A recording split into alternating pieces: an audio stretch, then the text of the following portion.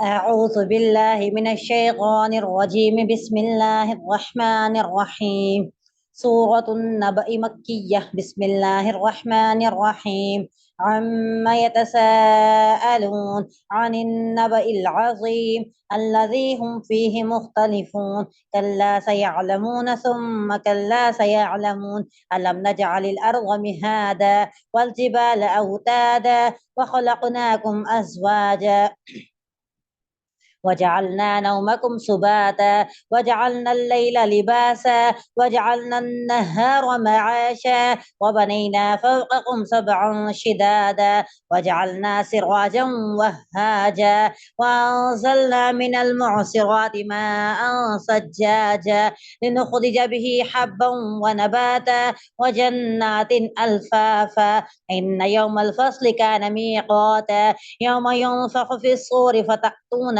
أفواجا وفتحت السماء فكانت أبوابا وسيرت الجبال فكانت سرابا إن جهنم كانت مرصادا للطاغين مآبا لابثين فيها أحقابا لا يذوقون فيها بردا ولا شرابا إلا حميما وغساقا جزاء وفاقا إنهم كانوا لا يرجون حسابا وكذبوا بآياتنا كذابا وكل شيء أحصيناه كتابا فذوقوا فلن نزيدكم إلا عذابا إن للمتقين مفازا حدائق وأعنابا وكواعب أترابا وكأسا دهاقا لا يسمعون فيها لغوا ولا كذابا جزاء من ربك عطاء حسابا رب السماوات والأرض وما بينهما الرحمن لا يملكون منه خطابا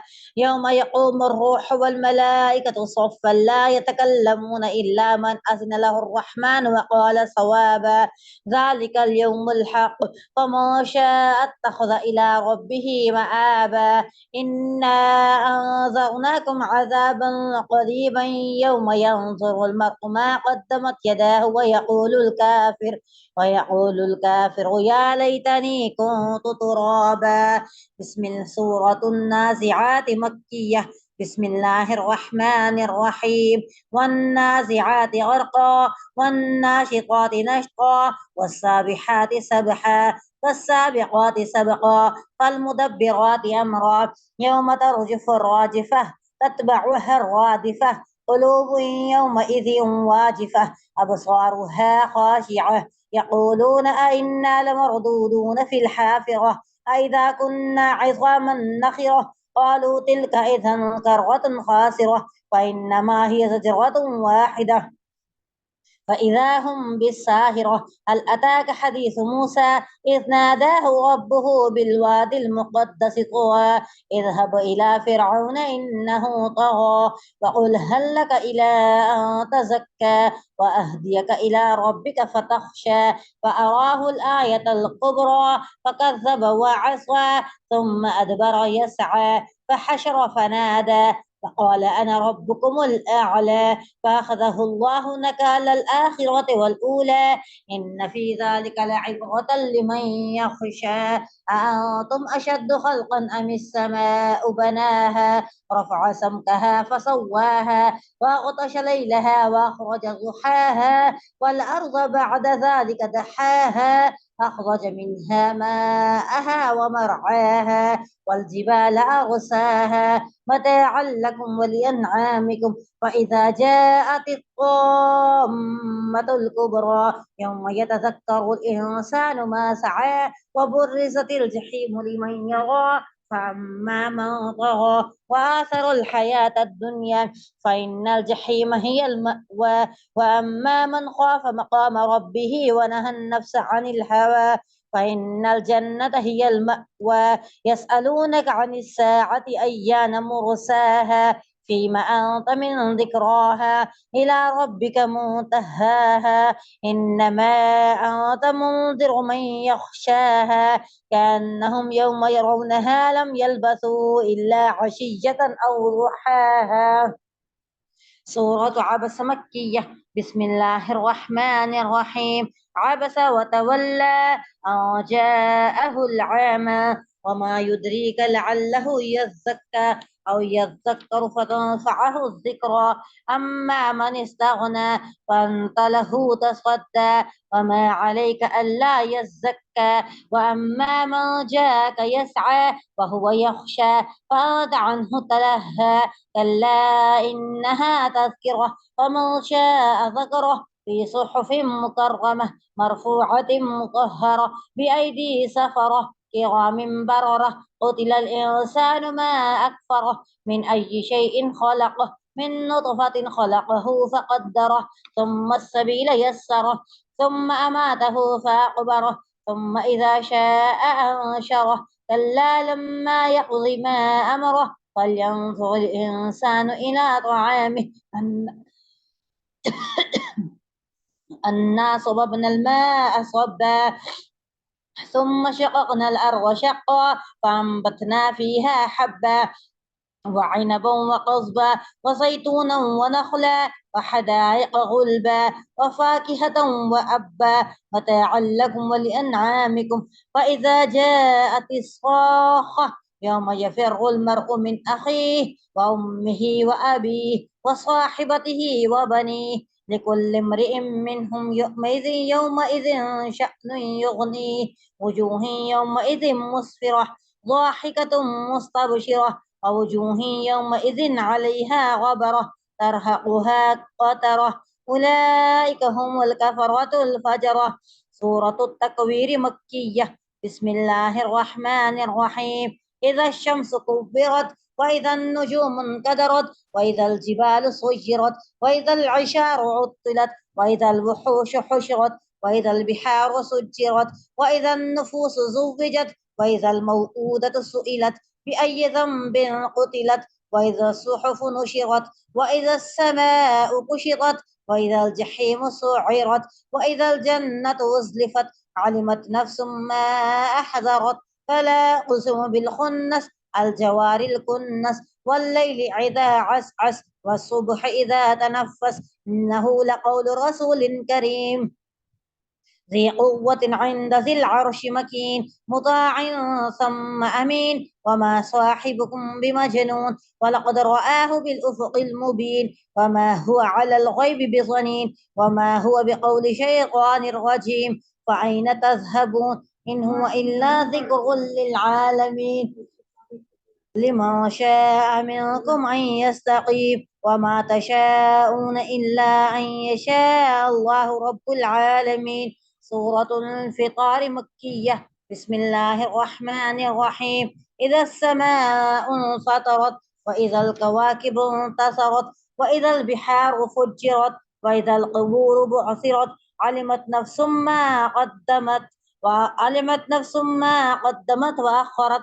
يا أيها الإنسان ما غرك بربك الكريم الذي خلقك فسواك فعدلك في أي صورة ما شاء ركبك. كلا بل تكذبون بالدين وإن عليكم لحافظين كراما كاتبين يعلمون ما تفعلون. إن الأبرار لفي نعيم وإن الفجار لفي جحيم يصلونها يوم الدين وما هم عنها بغائبين. وما أدراك ما يوم الدين ثم ما أدراك ما يوم الدين يوم لا تملك نفس لنفس شيئا والأمر يومئذ لله. سورة المطففين مكية. بسم الله الرحمن الرحيم. ويل للمطففين الذين إذا اكتالوا على الناس يستوفون وإذا كالوهم أو وزنوهم يخسرون. ألا يظن أولئك أنهم مبعوثون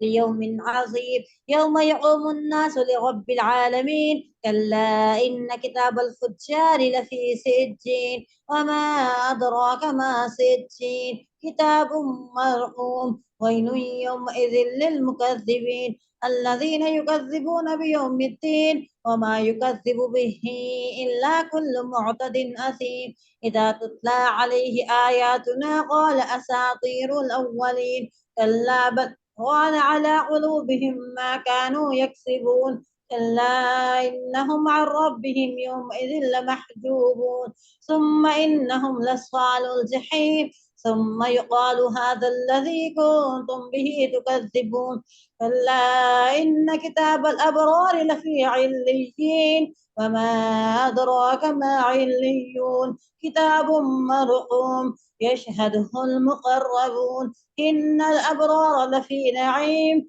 على الأرائك ينظرون تعرف في وجوههم نظرة النعيم يسقون من رحيق مختوم ختامه مسك وفي ذلك فليتنافس المتنافسون ومزاجه من تسنيم عينا يشرب بها المقربون إن الذين أجرموا كانوا من الذين آمنوا يضحكون وإذا مروا بهم يتغامزون وإذا انقلبوا إلى أهلهم انقلبوا فكهين وإذا رأوهم قالوا إن هؤلاء لضالون وما أرسلوا عليهم حافظين فاليوم الذين آمنوا من الكفار يضحكون على الأرائك ينظرون هل ثوب الكفار ما كانوا يفعلون. سورة الانشقاق مكية. بسم الله الرحمن الرحيم. إذا السماء انشقت وأذنت لربها وحقت وإذا الأرض مدت وألقت ما فيها وتخلت وأذنت لربها وحقت يا أيها الإنسان إنك كادح إلى ربك كدحا فملاقيه فأما من أوتي كتابه بيمينه فسوف يحاسب حسابا يسيرا وينقلب إلى أهله مسرورا وأما من أوتي كتابه وراء ظهره فسوف يدعو ثبورا ويصلى سعيرا إنه كان في أهله مسرورا إنه ظن أن لن يحور بلى إن ربه كان به بصيرا فلا أقسم بالشفق والليل وما وسق والقمر إذا اتسق لتركبن طبقا عن طبق فما لهم لا يؤمنون وإذا قرئ عليهم القرآن لا يسجدون وللذين كفروا يكذبون والله أعلم بما يوعون وبشرهم بعذاب أليم إلا الذين آمنوا وعملوا الصالحات لهم أجر غير ممنون. سورة البروج مكية. بسم الله الرحمن الرحيم. والسماء ذات البروج واليوم الموعود وشاهد ومشهود قتل أصحاب الأخدود النار ذات الوقود إذ هم عليها قعود وهم على ما يفعلون بالمؤمنين شهود وما نقموا منهم إلا أن يؤمنوا بالله العزيز الحميد الذي له ملك السماوات والأرض والله على كل شيء شهيد إن الذين فتنوا المؤمنين والمؤمنات ثم لم يتوبوا فلهم عذاب جهنم ولهم عذاب الحريق إن الذين آمنوا وعملوا الصالحات لهم جنات تجري من تحتها الأنهار ذلك الفوز الكبير إن بطش ربك لشديد إنه هو يبدئ ويعيد وهو الغفور الودود ذو العرش المجيد فعال لما يريد هل أتاك حديث الجنود فرعون وثمود وللذين كفروا في تكذيب والله من ورائهم محيط بل هو قرآن مجيد في لوح محفوظ. سورة الطارق مكية. بسم الله الرحمن الرحيم. والسماء والطارق وما أدراك ما الطارق النجم الثاقب إن كل نفس لما عليها حافظ فلينظر الإنسان مما خلق خلق من ماء دافق يخرج من بين الصلب والترائب إنه على رجعه لقادر يوم تبلى السرائر فما له من قوة ولا ناصر والسماء ذات الرجع والأرض ذات الصدع إنه لقول فصل وما هو بالهزل إنهم يكيدون كيدا وأكيد كيدا فمهل الكافرين أمهلهم رويدا. بسم الله الرحمن الرحيم. سبح اسم ربك الأعلى الذي خلق فسوى والذي قدر فهدى والذي يخرج المرعى وجعله غثاء أحوى سنقرئك فلا تنسى إلا ما شاء الله إنه يعلم الجهر وما يخفى ونيسرك لليسرى وذكر إن نفعت الذكرى سيذكر من يخشى ويتجنبها الأشقى الذي يصلى النار الكبرى ثم لا يموت فيها ولا يحيا قد أفلح من تزكى وذكر اسم ربه فصلى بل تؤثرون الحياة الدنيا والآخرة خير وأبقى إن هذا لفي الصحف الأولى صحف إبراهيم وموسى. سورة الغاشية مكية. بسم الله الرحمن الرحيم.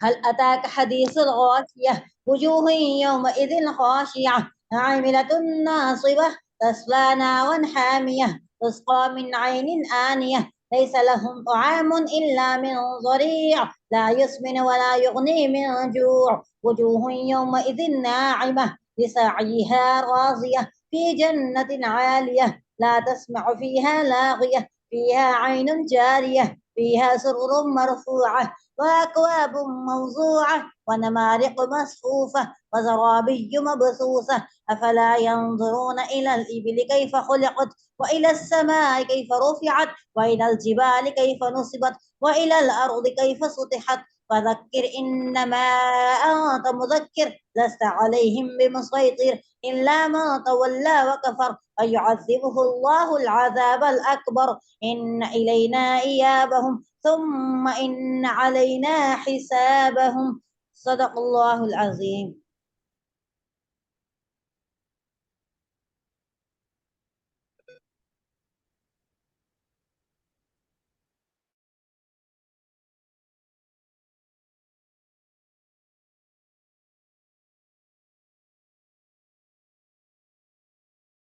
خیر ربی یسر ولا تعسر وتمم لنا بالخیر وبک نستعین یا فتاح یا علیم یا ربنا یا ربنا یا ربنا زد علما وعملا رب اغفر وارحم وانت خیر الراحمین اللهم انت السلام ومنك السلام تبارک یا ذا الجلال والاکرام اللهم اعنی علی ذکرک وشکرک وحسن عبادتک.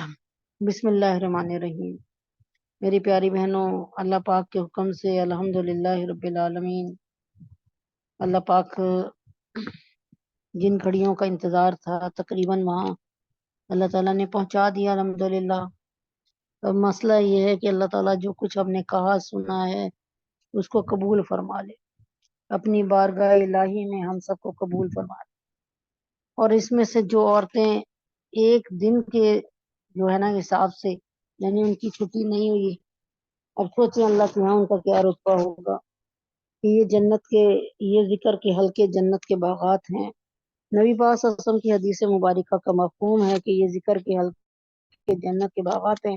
جب تم ان میں چلے جاؤ یا تم ان میں آ جاؤ تو پھر جی بھر کے چرو، یعنی ساری فکریں چھوڑ کے نہ بس صرف یہ سوچو کہ بھائی میں نے آج کیا کرنا ہے، میں نے یہ اللہ کا کلام سننا ہے اور پھر میں نے عمل کی نیت سے سننا ہے، پھر میں نے دنیا کو بھی سمجھانا ہے، دنیا تک بھی پہنچانا ہے. خدا جانتا ہے کہ وہ کامیاب ہو گیا جس کی سوچ یہ ہو کہ میں نے اللہ کا کلام سننا ہے اور آگے پہنچانا ہے اور اس پر اس پہ عمل کروانا ہے.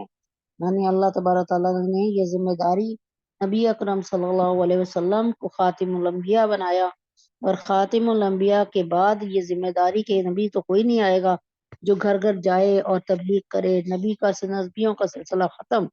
اب یہ میرا اور آپ کا کام رہ گیا ہے کہ ہم گھر گھر جائیں اور لوگوں کو جو ہے دین اسلام کا بتائیں. آپ یقین کریں اس سلسلے میں تبلیغی جماعت والوں کی محنت قابل ذکر ہے. اللہ ان کو قبول اور منظور فرمائے. اللہ مجھے اور آپ کو بھی یہ کام کرنے کی توفیق عطا فرمائے. بسم اللہ الرحمن الرحیم. سورۃ النبا، نبائی مکیہ. بسم اللہ الرحمن الرحیم. یہ کافر لوگ کس چیز کے بارے میں سوالات کر رہے ہیں؟ اس زبردست واقعے کے بارے میں جس میں خود ان کی باتیں مختلف ہیں.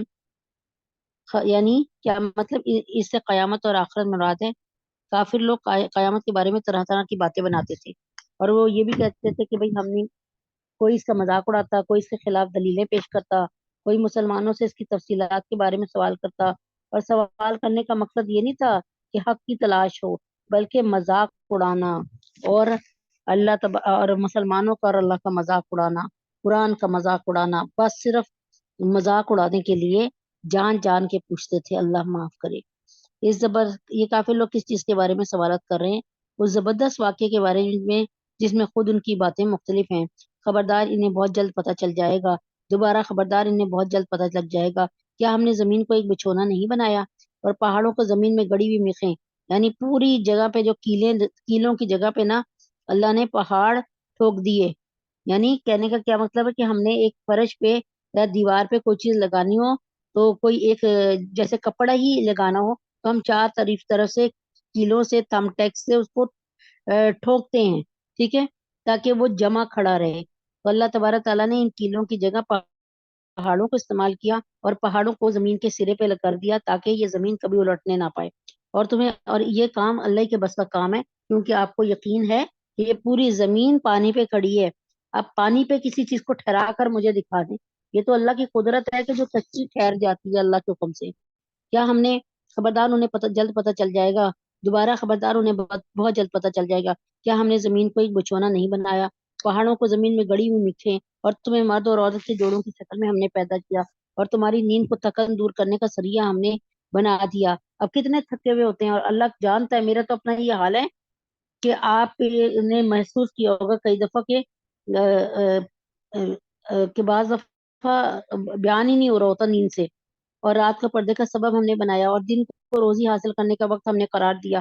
ہم نے ہی تمہارے پر ساتھ مضبوط وجود آسمان تعمیر کیے، اور ہم نے ہی ایک دہکتا ہوا چراغ یعنی سورج پیدا کیا۔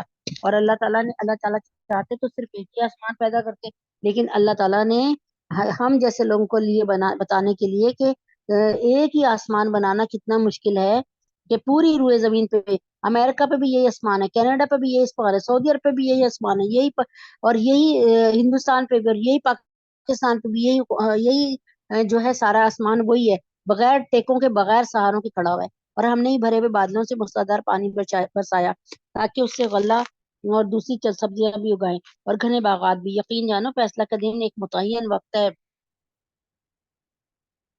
یقین جانو فیصلہ کا دن ایک متعین وقت ہے۔ وہ دن جب سور پھونکا جائے گا تو تم سب فوج در فوج چلے آؤ گے اور آسمان کھول دیے جائیں گے، یعنی جنتی بھی فوج کی شکل میں جائیں گے اور دوزخی بھی فوج کی شکل میں جائیں گے، لشکروں کی شکل میں جائیں گے، تو اس کے دروازے ہی دروازے بن جائیں، اور آسمان کھول دیا جائے گا تو اس کے دروازے ہی دروازے بن جائیں گے، اور پہاڑوں کو چلایا جائے گا تو وہ ریت کے سراب کی شکل اختیار کر لیں گے، یوں لگے گا جیسے ریت کے ٹیلے ہیں۔ یقین جانو جہنم ہاتھ لگائے بیٹھی ہے، وہ سرکشوں کا ٹھکانہ ہے جس میں وہ مدتوں اس طرح ہی رہیں گے۔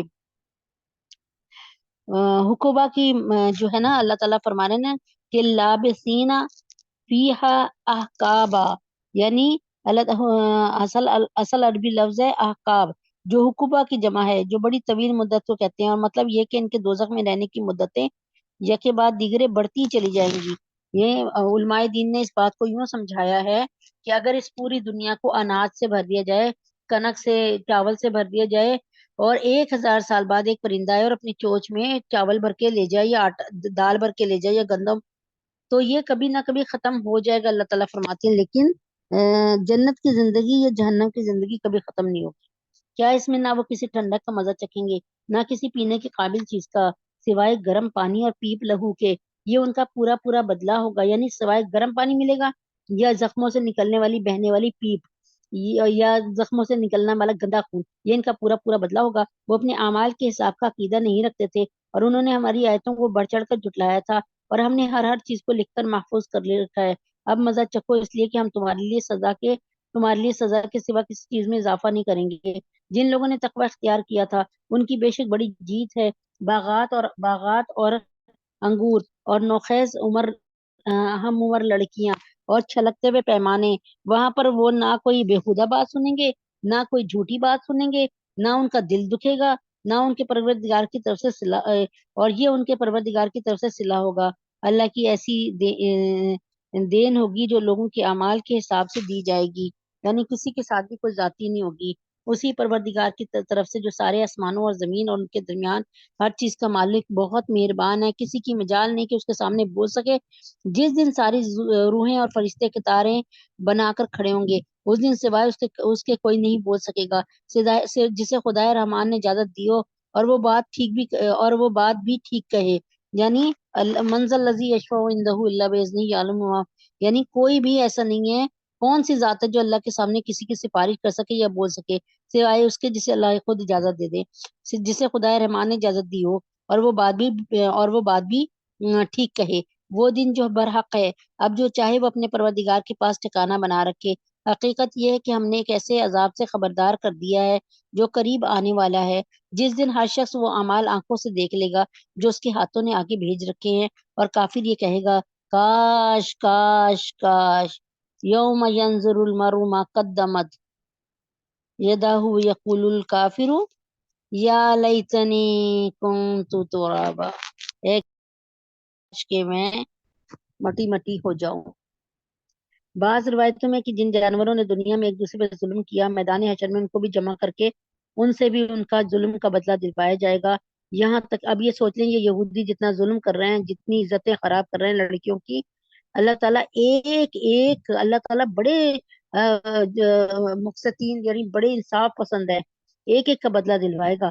یہاں تک کہ اگر کسی سینگ والی بکری نے کسی بے سینگ والی بکری کو سینگ مارا تھا تو حشر میں اس کا بھی بدلہ دلوایا جائے گا، یعنی بے سینگ والی بکری کو سینگ عطا کریں گے اللہ تعالیٰ، اور کہیں گے اس سینگوں والی بکری کو مارو ذرا، اور جب یہ بدلہ پورا ہو جائے گا تو ان جانوروں کو مٹی میں، پھر اللہ تعالیٰ کہیں گے جب وہ بے سینگوں والی بکری کے پاس سینگ آ جائیں گے، وہ سینگوں والی بکری کو مارے گی نا اسی طرح سے جیسے سینگوں والی بکری نے سینگوں والی بکری کو مارا تھا، تو اس کے بعد جب وہ مار لے گی تو اللہ تعالیٰ کہیں گے کنتو ترابا، ہو جائے مٹی مٹی، اور اس وقت وہ سب کے سب مٹی میں تبدیل ہو جائیں گے۔ اس وقت یہ والی بات دیکھ کے نا، یہ والا سین اور یہ والا سینیریو دیکھ کے اس وقت کافر کہیں گے، اس وقت وہ کافر لوگ جنہیں دوزخ کا انجام نظر آ رہا ہوگا، وہ بھی یہ تمنا کریں گے اور کہیں گے کاش ہم بھی مٹی مٹی ہو جاتے۔ بسم اللہ الرحمن الرحیم۔ سورۃ النازیات مکیہ۔ والنازیات غرقا، قسم ہے ان فرشتوں کی جو کافروں کی روح سختی سے کھینچنے والے ہیں۔ والناشطات نشطا، اب یہاں پر جو ہے دو باتیں ہیں، ایک تو یہ کہ جب اللہ کسی غلط قسم کے آدمی کی، گناہگار انسان کی روح کھنچواتے ہیں، تو یہاں پہ حضرت عبداللہ بن عباس رضی اللہ تعالیٰ عنہ نے اس کی تفسیر فرمائی ہے کہ اس سے مراد روح قبض کرنے والے فرشتے ہیں جو کسی کی اور عام طور سے کافروں کی روح کو سختی سے کھینچتے ہیں، اور کسی کی اور عام طور سے مومنوں کی روح کو آسانی سے اس طرح کھینچ لیتے ہیں جیسے کوئی گرہ کھول دی۔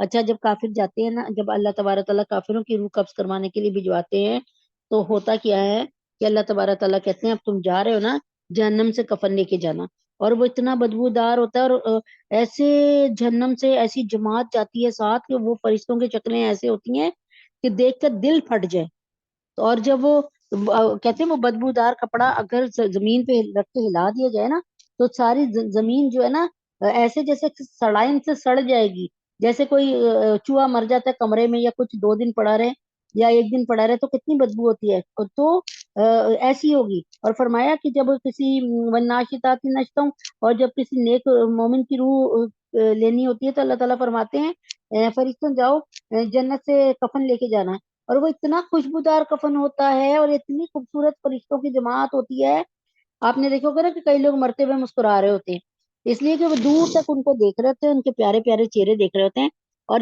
جیسے جنت کا کفن ہوتا ہے نا جو لے کے جاتے ہیں وہ اتنا خوشبودار ہوتا ہے، وہ جیسے کہ بچے کے بب لگاتے ہیں نا، اسی طریقے سے نا وہ بب کی صورت میں اس کے گلے کے نیچے لگاتے ہیں، اور کہ اس میں روح نکال کے رکھنی، اور وہ اتنا خوشبودار ہوتا ہے، اتنے خوبصورت چہرے والوں کو دیکھ کے خود بخود ہی جو ہے ہونٹوں پہ مسکراہٹ آ جاتی ہے اور وہ مطمئن اور روح ہو جاتی ہے۔ اور تیسری بات یہ کہ اللہ تعالیٰ یہاں پہ فرماتے ہیں من ناشطاتی نشتوں، تو اس کی روح کو ایسے قبض کیا جاتا ہے جیسے کہ مشکیزے سے پانی نکالو تو آسانی سے آ جاتا ہے نا، وہ سابحات سبحا۔ اچھا، تو پھر اللہ تعالیٰ فرماتے ہیں جو مومنوں کی روح کی گرہ نرمی سے کھول دیتے ہیں، پھر فضا میں تیرتے ہوئے جاتے ہیں، پھر تیزی سے لپکتے ہیں، پھر جو حکم ملتا ہے اس کو پورا کرنے کا انتظام کرتے ہیں، کہ جس دن بھونچال ہر چیز کو ہلا ڈالے گا، پھر اس کے بعد ایک اور جھٹکا آئے گا، اس دن بہت سے دل لرز رہے ہوں گے، ان کی آنکھیں جھکی ہوئی ہوں گی۔ یہ کافر لوگ کہتے ہیں کیا ہم پہلی والی حالت میں لوٹا دیے جائیں گے؟ کیا اس وقت جب ہم بوسیدہ ہڈیوں میں تبدیل ہو چکے ہوں گے؟ کہتے ہیں اگر ایسا ہوا تو یہ بڑے گھاٹے کی واپسی ہوگی۔ حقیقت تو یہ ہے کہ بس ایک زور کی آواز ہوگی جس کے بعد اچانک ایک کھلے میدان میں ہوں گے۔ اچھا، یہاں پہ اللہ تعالیٰ فرماتے ہیں کہ یہاں پر کہ یہاں مطلب یہ کہ یہ فرشتے اس بات کے جس طرح اللہ تعالیٰ فرشتوں کے ذریعے روح قبض فرماتا ہے، اسی طرح فرشتوں سے سور پھونکوا کر انہیں دوبارہ زندہ بھی کر سکتا ہے۔ کیا کیا اس وقت جب ہم بوسیدہ ہڈیوں میں تبدیل ہو چکیں گے اور یہ کافر لوگ کہتے ہیں ہم پہلی والی حالت پہ لوٹا دی جائیں گے؟ کیا اس وقت جب ہم بوسیدہ ہڈیوں میں تبدیل ہو چکے ہوں گے؟ کہتے ہیں اگر ایسا ہوا تو یہ بڑے گھاٹے کی واپسی ہوگی۔ حقیقت تو یہ ہے کہ وہ بس ایک زور کی آواز ہوگی، جس کے بعد وہ اچانک ہی کھلے میدان میں ہوں گے۔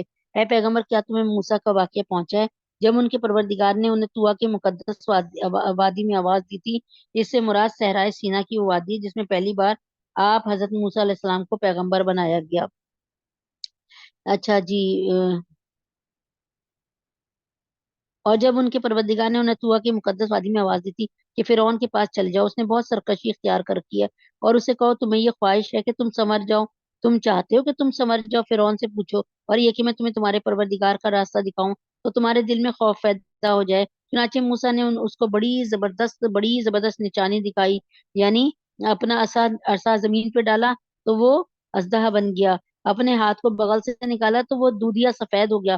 پھر بھی اس نے انہیں جھٹلایا اور کہنا نہیں مانا، پھر دوڑ دھوپ کرنے کے لیے پلٹا، یعنی موسیٰ علیہ السلام کے مقابلے کے لیے جادوگروں کو بلانے لگا۔ پھر سب کو اکٹھا کیا اور آواز لگائی اور کہا میں تمہارا اعلیٰ درجے کا پروردگار ہوں، انا ربکم الاعلیٰ۔ کیا کہتا تھا فرعون؟ فقال انا ربکم الاعلیٰ، کہ میں تو اعلیٰ رب ہوں۔ نتیجہ یہ ہوا کہ اللہ رب العزت نے اسے آخرت اور دنیا کے عذاب میں پکڑ لیا۔ حقیقت یہ ہے کہ اس واقعے میں اس شخص کے لیے بڑی عبرت ہے جو اللہ کا خوف دل میں رکھتا ہو۔ انسانوں، کیا تمہیں پیدا کرنا زیادہ مشکل ہے یا آسمان کو؟ اس کو اللہ نے بنایا ہے، اس کی بلندی اٹھائی ہے، پھر اسے ٹھیک کیا ہے، اور اس کی رات کو اندھیری بنایا ہے اور اس کے دن کی دھوپ باہر نکال دی، اور زمین کو اس کے بعد بچھا دیا ہے، اس میں سے اس کا پانی اور اس کا چارہ نکالا ہے، اور پہاڑوں کو گاڑ دیا ہے تاکہ تمہیں اور تمہارے مویشیوں کو فائدہ پہنچائے۔ پھر جب وہ سب سے بڑا ہنگامہ برپا ہوگا، جس دن انسان اپنا سارا کیا دھرا یاد کرے گا اور دوزخ ہر دیکھنے والے کے سامنے ظاہر کر دی جائے گی، تو وہ جس شخص نے سرکشی کی تھی اور دنیا کی زندگی کو ترجیح دی تھی تو دوزخ ہی اس کا ٹھکانہ ہوگی، لیکن جو اپنے پروردگار کے سامنے کھڑا ہونے کا خوف رکھتا ہے، وہ اپنے نفس کو بڑی بری خواہشات سے روکتا تھا، تو جنت ہی اس کا ٹھکانہ ہوگی۔ عرب کے کافر لوگ مرنے کے بعد دوبارہ زندہ ہونے کو جو انکار کرتے تھے، اس کی وجہ یہ تھی کہ وہ کسی مردے کے زندہ ہونے کو بہت مشکل سمجھتے تھے۔ اللہ تعالیٰ فرما رہے ہیں کائنات کی دوسری چیزیں مثلاً آسمان کے مقابلے میں انسان کو پیدا کرنا زیادہ آسان ہے۔ اگر تم مانتے ہو کہ آسمان اللہ تعالیٰ نے پیدا فرمایا تو پھر انسان کو دوبارہ پیدا کرنا اس کے لیے کیا مشکل ہے؟ صرف روح ہی پھونکنی ہے نا۔ پہلی دفعہ بنانا مشکل تھا نا، کہ گندی منی کے ٹپکے سے ایک انسان کو بنانا پہلی دفعہ مشکل ہے، جب وہ کام کر لیا اللہ نے تو دوبارہ مردے میں روح پھونکنا کیا مشکل ہے؟ یہ لوگ تم سے قیامت کی گھڑی کے بارے میں پوچھتے ہیں وہ کب قائم ہوگی، تمہارا یہ بات بیان کرنے سے کیا کام؟ اس کا علم تو تمہارے پروردگار پہ ختم ہے۔ جو شخص اس سے ڈرتا ہو تم تو صرف اس کو خبردار کرنے والے ہو۔ جس دن یہ اس کو دیکھ لیں گے اس دن انہیں ایسا معلوم ہوگا جیسے وہ دنیا میں یا قبر میں ایک شام یا ایک صبح سے زیادہ نہیں رہے۔ سورۃ العبس، عبسہ، سورۃ العبسہ مکیہ۔ پیغمبر نے منہ بنایا، پیغمبر نے منہ، پہلے اس کو بات کو سمجھ لیں۔ واقعہ یہ کہ اس کی شان نزول، واقعہ یہ کہ ایک دن آپ جناب صلی اللہ علیہ وسلم قریش کے کچھ بڑے بڑے سرداروں کو اسلام کی تبلیغ فرما رہے تھے، کیونکہ قریش کے سرداروں کی ڈیمانڈ یہ تھی۔ ان میں کون تھا؟ ولید بن مغیرہ مخرومی، اس میں کون تھا؟ اکنس بن شریک، عاص بن وائل سہمی، ابو جہل، ابو لہب، اور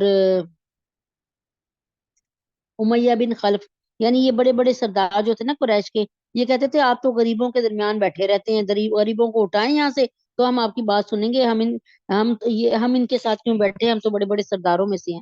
تو ایک دن آپ جناب صلی اللہ علیہ وسلم قریش کے کچھ بڑے بڑے سرداروں کو اسلام کی تبلیغ فرما رہے تھے اور ان سے گفتگو میں مشغول تھے کہ اتنے میں آپ کے ایک نابینا صحابی حضرت عبداللہ بن ام مکتوم رضی اللہ تعالیٰ عنہ وہاں آ گئے، اور چونکہ وہ نابینا تھے اس لیے یہ نہ دیکھ سکے کہ آپ کن کے ساتھ گفتگو میں مصروف ہیں۔ چنانچہ انہوں نے آتے ہی آن سے کچھ سکھانے کی درخواست شروع کی، یعنی بلند آواز سے کہا یا رسول اللہ مجھے اسلام کی مسائل سکھائیں۔ آن کو ان کا یہ طریقہ پسند نہ آیا کہ دوسروں کی بات کاٹ کر انہوں نے بیچ میں مداخلت شروع کر دی، اس لیے آپ کے چہرے مبارک پر ناگواری کے آثار ظاہر ہو کر آپ نے ان کی بات کا جواب دینے کے بجائے ان کافروں کے ساتھ اپنی گفتگو جاری ساری رکھی۔ جب جو یہ لوگ چلے گئے تو یہ صورت نازل ہوئی جس میں آن وسلم کے اس طریقے پہ اللہ تعالیٰ نے ناپسندیدگی کا اظہار فرمایا۔ پیغمبر نے منہ بنایا اور رخ پھیر لیا، کیونکہ نبی پاک صلی اللہ علیہ وسلم کو پتا تھا کہ یہ کفار مکہ اگر اسلام قبول کر لیں گے نا، بڑے بڑے سردار، تو خود بخود ان کی رعیت مسلمان ہو جائے گی۔ اس میں بھی نبی پاک صلی اللہ علیہ وسلم کا اپنا کوئی فائدہ نہیں تھا۔ اچھا، پیغمبر نے منہ بنایا اور ابس وتولى اور رخ پھیر لیا، اس لیے کہ ان کے پاس وہ نابینا آ گیا تھا۔ اور اے پیغمبر تمہیں کیا خبر، شاید وہ سدھر جاتا یا وہ نصیحت قبول کرتا، اور نصیحت کرنا اسے فائدہ پہنچاتا۔ یعنی اے پیغمبر صلی اللہ علیہ وسلم، وہ تو دل میں آرزو لے کے آیا تھا کہ میں اچھے سے اچھا بنوں، آپ سے احکامات پوچھوں اور اچھا بنوں، اور آپ کو اسے سمجھانا آپ کو فائدہ بھی دیتا۔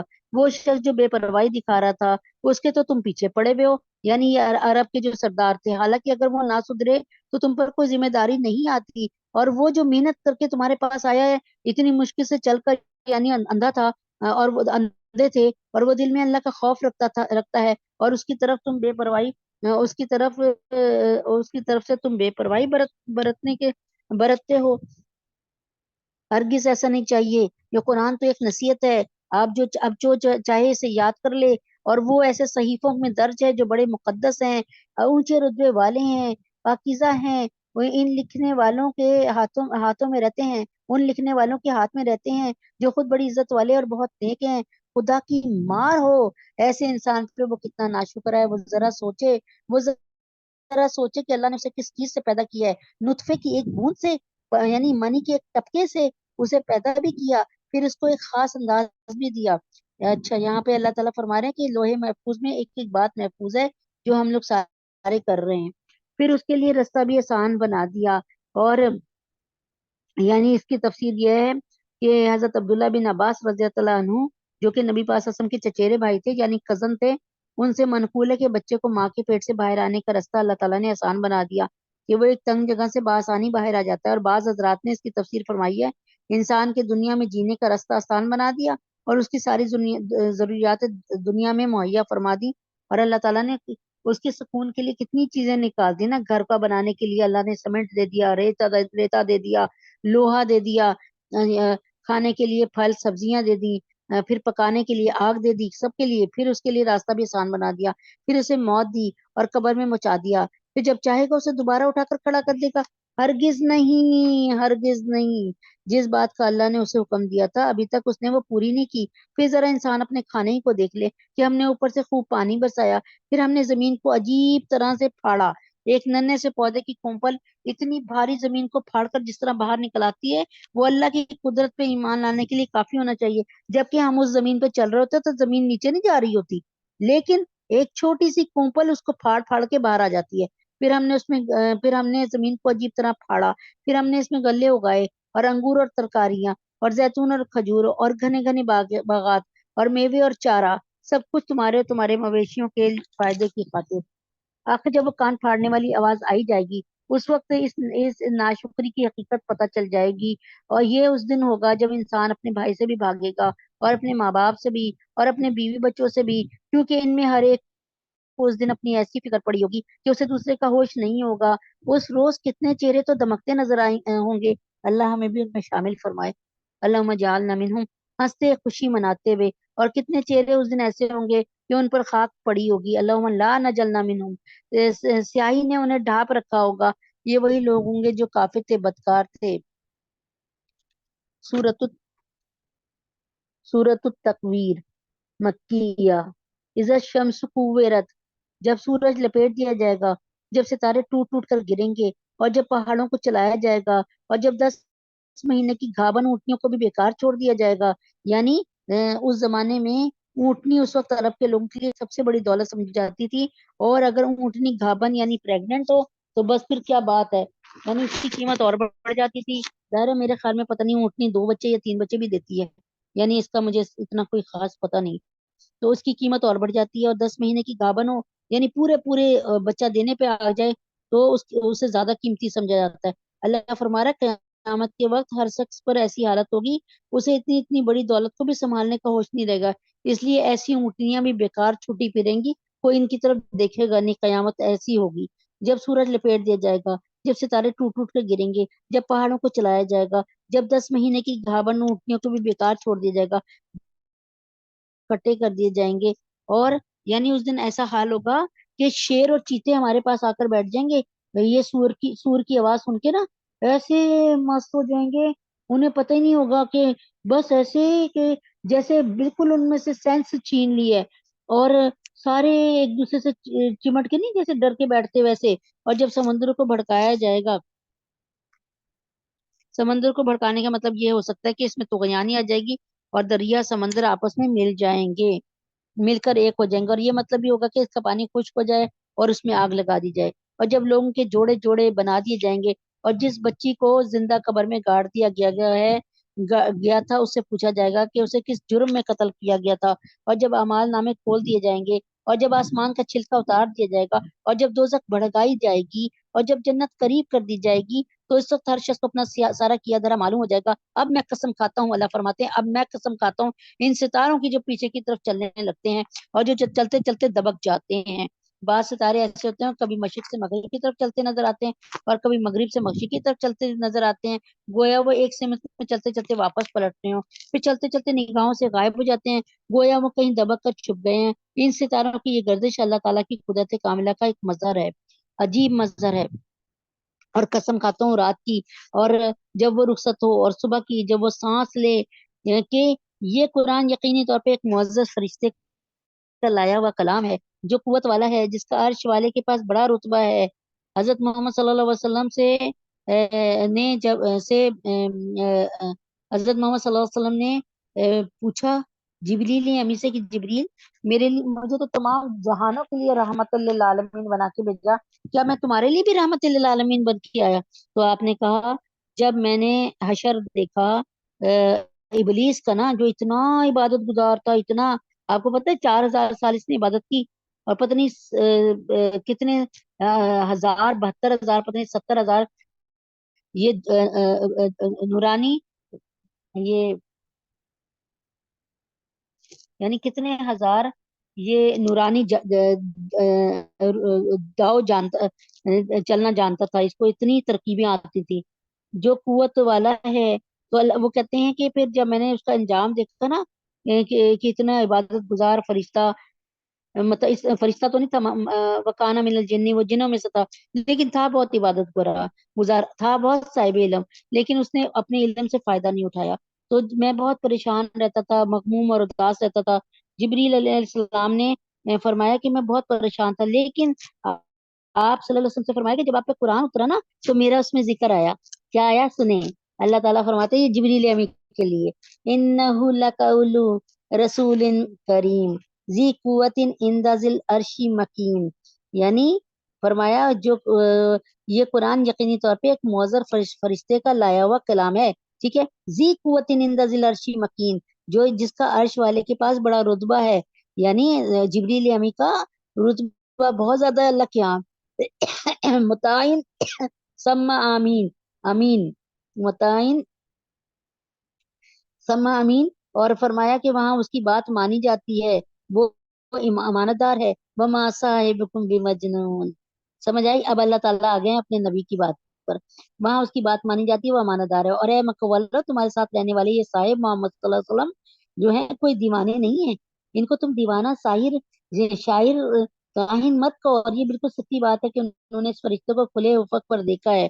یعنی حضرت جبریل علیہ السلام عام طور پہ تو حضرت صلی اللہ علیہ وسلم کے پاس کسی انسان کی صورت میں آتے تھے، یعنی میں نے تو پڑھا کہ داہیہ قلبی رضی اللہ تعالیٰ عنہ کے روپ میں آتے تھے، لیکن حضور پاک صلی اللہ علیہ وسلم نے ایک مرتبہ انہیں اپنی اصلی حالت میں دیکھنے کی، اصلی صورت میں دیکھنے کی فرمائش کی تھی. اس موقع پہ وہ افق پر اپنی اصلی صورت میں آپ کے سامنے ظاہر بھی ہوئے تھے. فرمایا اور وہ غیب کی باتوں کے بارے میں بخیل بھی نہیں ہے، یعنی وہ غیب کی باتیں چھپاتا نہیں ہے یہ فرشتہ، اور نہ یہ قرآن کسی اور وہ غیب کی باتوں میں بخیل بھی نہیں ہے. یہاں پر نبی پاک صلی اللہ علیہ وسلم کی صفات بیان کی گئی ہے کہ کیا، اور یہ بات بالکل سچی بات ہے کہ انہوں نے فرشتے کو کھلے ہوئے افق پر دیکھا ہے. اور یعنی حضور پاک صلی اللہ علیہ وسلم کو وحی کے ذریعے غیب کی جو باتیں معلوم ہوتی ہیں وہ انہیں لوگوں سے چھپاتے نہیں، یعنی پوری بات ظاہر کر دیتے ہیں اور لوگوں کو بتا دیتے ہیں پوری پوری تفسیر کے ساتھ سمجھاتے ہیں، اور وہ غیب کی باتوں میں بخیل بھی نہیں ہے، اور نہ یہ قرآن کسی مردود شیطان کی بنائی ہوئی کوئی بات ہے۔ پھر بھی تم لوگ کدھر چلے جا رہے ہو؟ یہ تو دنیا جہاں کے لوگوں کے لیے ایک نصیحت ہے، تم میں ہر اس شخص کے لیے جو سیدھا سیدھا رہنا چاہے، اور تم چاہو گے نہیں الا یہ کہ خود اللہ رب العزت جو سارے جہانوں کا پروردگار ہے۔ سورۃ سورۃ الانفطار، سورۃ الانفطار ہے۔ اذا السماء فطرت، جب آسمان چر جائے گا، اور جب ستارے جھڑ پڑیں گے، اور جب سمندروں کو ابال دیا جائے گا، اور جب قبر اکھاڑ دی جائے گی، اس وقت ہر شخص کو پتہ چلے گا کہ اس نے کیا آگے بھیجا اور کیا پیچھے چھوڑا۔ اے انسان، تجھے کس چیز نے اپنے اس پروردگار کے بارے میں معاملے میں دھوکہ لگا دیا ہے، جو بڑا کرم والا ہے، جس نے تجھے پیدا کیا، پھر تجھے ٹھیک ٹھیک بنایا، پھر تیرے اندر اعتدال پیدا کیا، جس صورت میں چاہا اس نے تجھے جوڑ کر تیار کیا۔ یعنی پہلے بچہ ہوتا ہے، پھر آہستہ آہستہ وہ لڑک پن آتا ہے، پھر جوانی آتی ہے، پھر بڑھاپا آتا ہے، ایک دم سے سب کچھ نہیں ہو جاتا۔ تو ہرگز ایسا نہیں ہونا چاہیے، یعنی جس صورت میں چاہا اس نے تجھے جوڑ کر تیار کر دیا، ہرگز نہیں، ہرگز ایسا نہیں ہونا چاہیے، لیکن تم جزا و سزا کو جھٹلاتے ہو، اور حالانکہ تم پر کچھ نگران فرشتے مقرر ہیں، وہ معزز لکھنے والے ہیں، جو تمہارے سارے کاموں کو جانتے ہیں۔ یقین رکھو نیک لوگ یقیناً بڑی نعمتوں میں ہوں گے، اور بدکار لوگ ضرور دوزخی میں ہوں گے، اور وہ اس میں جزا و سزا کے دن داخل ہوں گے، اور وہ اس سے غائب نہیں ہو سکتے۔ اور تمہیں کیا پتہ جزا سزا کا دن کیا چیز ہے؟ ہاں، تمہیں کیا پتہ جزا سزا کا دن کیا چیز ہے؟ یہ وہ دن ہوگا جس میں کسی دوسرے کے لیے کچھ کرنا کسی کے بس میں نہیں ہوگا، اور تمام تر حکم اس دن اللہ رب العزت کا چلے گا۔ سورۃ المطففین، ویل للمطففین، بڑی خرابی ہے ناپ تول میں کمی کرنے والے کی۔ آپ نے اپنے نوکر کو 200 روپے دیے، کام اسے 400 کا لے لیا، کمی کرنے والے یعنی۔ اور آپ نے دودھ بیچا تو دودھ آپ نے کلو 800 گرام بیچا، اور جب دودھ جا کر لیا تو آپ نے 1000 گرام لیا۔ تو اللہ تعالیٰ فرما رہے ہیں ایسی خرابی اور نماز سے لیے کھڑے ہوئے، لیکن نماز میں دن بھر کی باتیں سوچنے لگے، بڑی خرابی ہے۔ یہاں پہ کہا ہے ویل ہے، ویل اس جہنم کے اس وادی کو کہتے ہیں جس سے باقی ساری وادیاں پناہ مانگتی ہیں کہ ہائے ویل، جیسے اللہ کا شکر ہے ہمیں اللہ نے ویل نہیں بنایا۔ بڑی خرابی ہے ناپ تول میں کمی کرنے والوں کی، جن کا حال یہ کہ جب وہ لوگوں سے خود کوئی چیز ناپ کر لیتے ہیں تو پوری پوری لیتے ہیں، اور جب وہ کسی کو ناپ کر یا تول کر دیتے ہیں تو گھٹا کر دیتے ہیں۔ کیا یہ لوگ نہیں چاہتے، سوچتے کہ انہیں ایک بڑے زبردست دن میں زندہ کر کے اٹھایا جائے گا؟ نماز پڑھنے کھڑے ہوتے ہیں، جلدی جلدی ٹکرے مارتے ہیں، حق نہیں ادا کرتے اللہ کا۔ اللہ نے کتنی نعمتیں دی، جس دن سب لوگ اور جب پیسے دینے کی باری آتی ہے غریبوں کو تو ڈنڈیاں مار لیتے ہیں۔ جس دن سب لوگ جس دن سب لوگ رب العالمین کے سامنے کھڑے ہوں گے۔ ہرگز ایسا نہیں چاہیے، یقین جانو بدکار لوگوں کا اعمال نامہ سجین میں ہے۔ اور تمہیں کیا معلوم سجین میں رکھا ہوا اعمال نامہ کیا چیز ہے؟ سجین کے لفظی معنی قید خانے کے ہیں۔ وہ کہتے ہیں نا دنیا سجن المومن و جنت الکافر، یہ اس جگہ کا نام ہے جہاں مرنے کے بعد کافروں کی روحوں کو رکھا جاتا ہے، وہاں پر ان کا اعمال نامہ بھی موجود رہتا ہے۔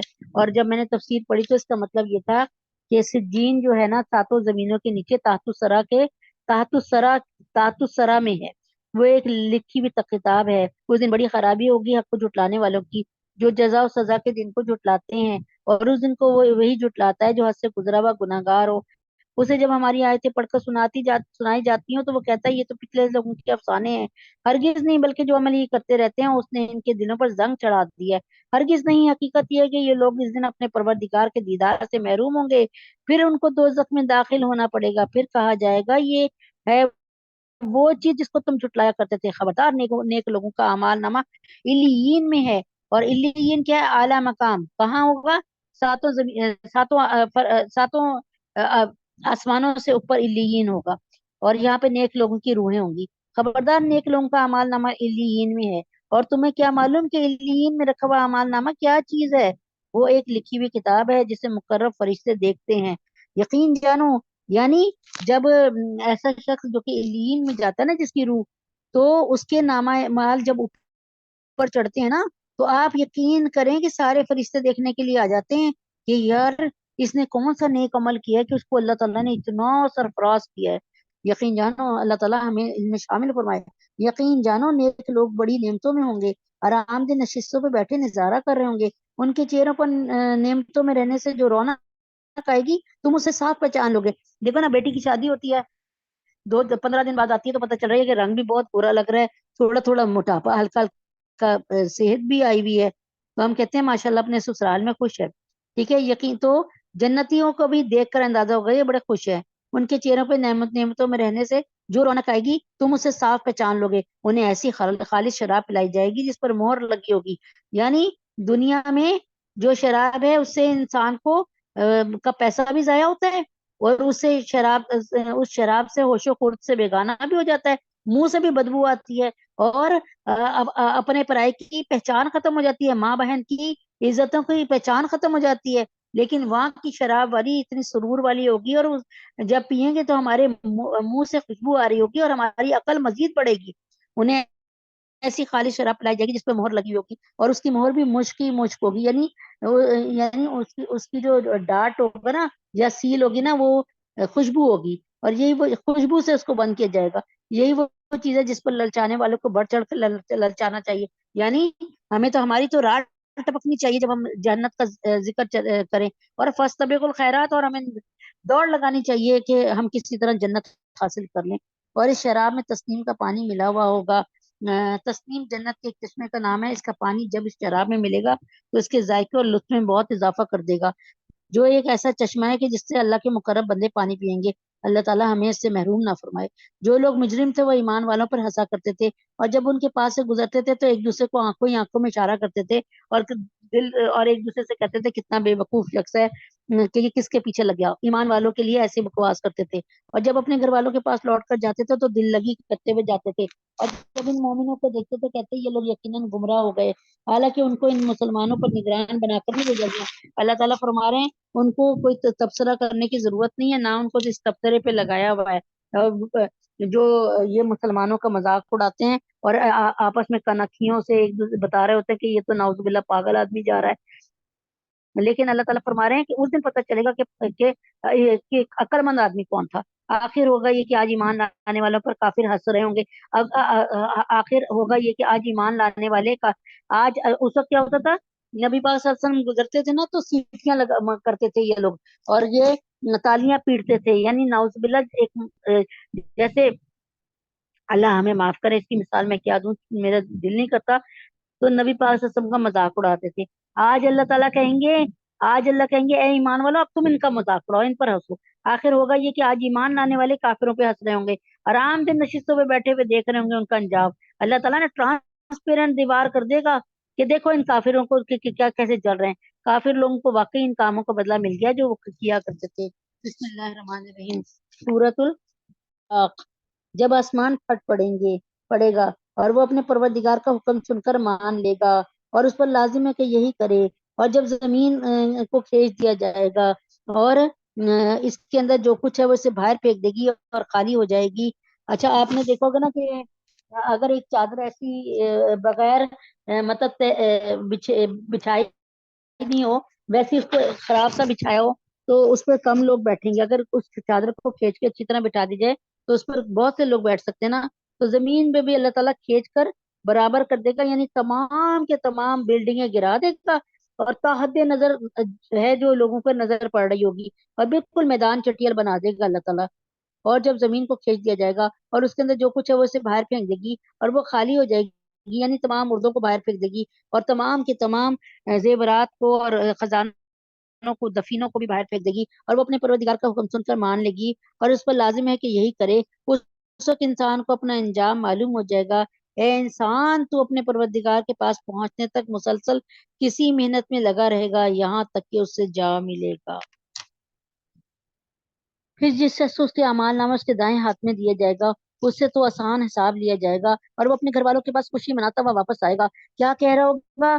فَأَمَّا مَنْ أُوتِيَ كِتَابَهُ بِيَمِينِهِ، جس کا نامہ اعمال دائیں ہاتھ میں آئے گا، فَسَوْفَ يُحَاسَبُ फसौफ युहासबु हिसाबन यसीरा, तो उससे अल्लाह ताला कह रहे हैं आसान हिसाब किताब लिया जाएगा। अम्मा आयशा सिद्दीक़ा रज़ी अल्लाह अन्हा ने पूछा हमारे रूहानी बाप हजरत मोहम्मद सल्लल्लाहु अलैहि वसल्लम से कि आप ये बताएं कि आसान हिसाब किताब क्या होगा। आपने फरमाया आयशा, आसान हिसाब किताब ये होगा कि अल्लाह तबारक ताला हमारा नामा अमाल खोले ही ना, हमारा जो है ना पेपर चेक ही ना करे।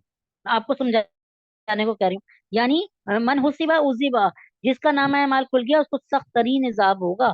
तो जिसको जिसको जिसका फाइल देखे ना, जिस पे नाम देखे, अल्लाह ताला देख कर कहे चला जा तू जन्नत में, तो बस ये आसान हिसाब किताब है।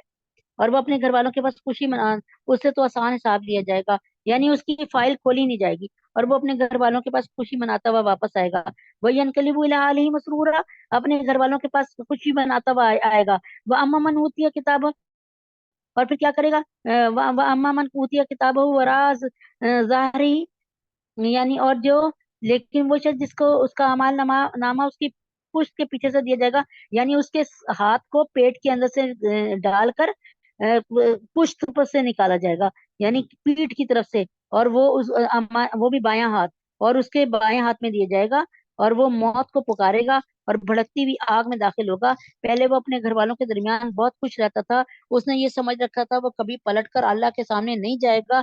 भला क्यों नहीं, उसका परवरदिगार उसे यकीनी तौर पे देख रहा था। अब मैं कसम खाता हूँ शफक की और रात की और इन तमाम चीजों की जिन्हें वो समेट ले, और चांद की जब वो भरकर पूरा हो जाए, कि तुम सब एक मंजिल से दूसरी मंजिल की तरफ बढ़ते जाओ, चढ़ते जाओगे।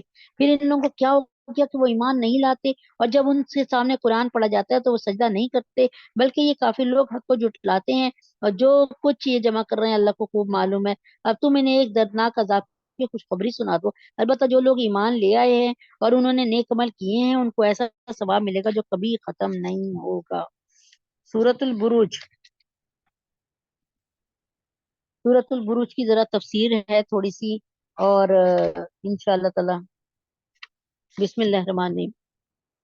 वस्समाई जातिल बुरूज, कसम है बुरुजों वाले आसमान की, और उस दिन की जिसका वादा किया गया है, और हाजिर होने वाले की, और उसकी जिसके पास लोग हाजिर होंगे, कि खुदा की मार हो इन खंदक खोदने वालों पर, इस आग वालों पर जो ईंधन से भरी हुई थी, जब वो इसके पास बैठे थे और वो ईमान वालों के साथ जो कुछ कर रहे थे उसका निजारा करते जाते थे।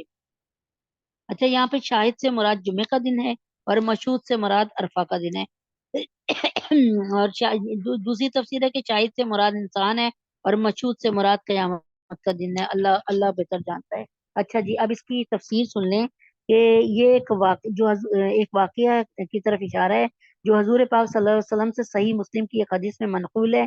और वो ये है कि पिछली किसी उम्मत में एक बादशाह था जो एक जादूगर से काम लिया करता था, और जब वो जादूगर, यानी बादशाह जादूगर के जोर पर अपनी हुकूमत करता था। जैसे उस बादशाह ने मुझे कहा कि भाई मुझे इतने अपनी खेतों से ना इतने गंदुम भेजो, मैं कहूँ मैं तुम्हें नहीं भेजूंगी, तो उसने क्या किया कि मुझे बीमार कर दिया जादू के जोर से, या मुझे पागल कर दिया जादू के जोर से। तो जब वो जादूगर बूढ़ा हो गया तो उसने बादशाह से कहा कि मेरे पास कोई लड़का भेज दिया करो जिसे मैं जादू सिखाऊं। उस जमाने में हजारों सालों उम्र होती थी, ताकि मेरे बाद वो तुम्हारे काम आ सके। बादशाह ने एक लड़के को जादूगर के पास भेजना शुरू कर दिया। ये लड़का जब जादूगर के पास जाता तो रास्ते में एक इबादत गुजार शख्स के पास से गुजरता जो हजरत ईसा अलैहिस्सलाम के असली दीन पे था। ऐसे शख्स को राहिब कहते थे, और तौहीद का वो कायल था, यानी वो हजरत ईसा अलैहिस्सलाम के सही वाले दीन पे चलता था। ये लड़का उसके पास बैठ जाता, उसकी बातें सुनता जो उसे बहुत अच्छी लगती। एक दिन वो जा रहा था तो रास्ते में एक बड़ा जानवर नजर आया जिसने लोगों का रास्ता रोका हुआ था।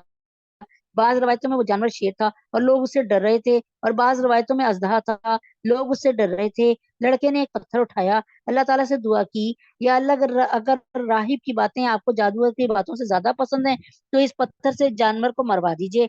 अब जो उसने पत्थर इस जानवर की तरफ फेंका तो जानवर मर गया और लोगों का रास्ता खुल गया। इसके बाद लोगों को अंदाजा हो गया कि इस लड़के के पास कोई खास इल्म है। चुनाचे एक अंधे शख्स ने उससे दरखास्त की कि उसकी बीनाई वापस आ जाए।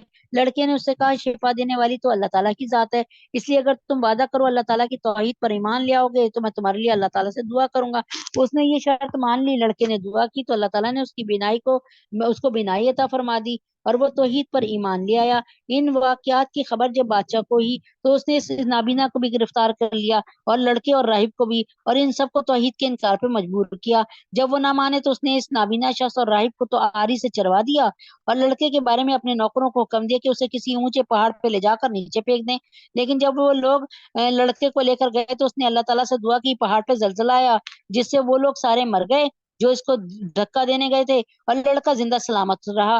بادشاہ نے حکم دیا اسے کشتی میں لے جا کر سمندر میں ڈبو دیا جائے۔ لڑکے نے پھر دعا کی جس کے نتیجے میں کشتی الٹ گئی اور وہ سب ڈوب کے مر گئے، اور لڑکا پھر سلامت رہا۔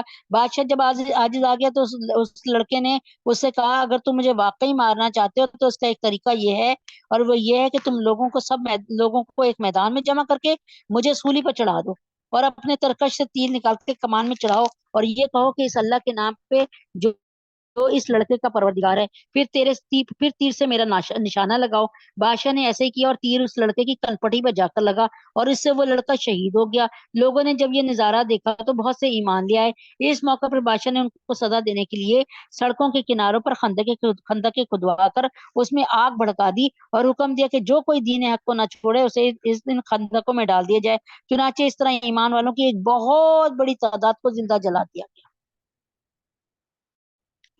اور یہ بڑا زبردست قصہ ہے۔ ابھی اس کا کلائمیکس سین جو سب سے بہترین ہے وہ ابھی نہیں آیا، اور وہ ایمان والوں کو کسی اور بات کی نہیں۔ اللہ تعالیٰ فرماتے ہیں یہ آیت اتنی خوبصورت ہے، دل کرتا ہے بار بار پڑھو، اور بہت بہت پڑھا میں نے۔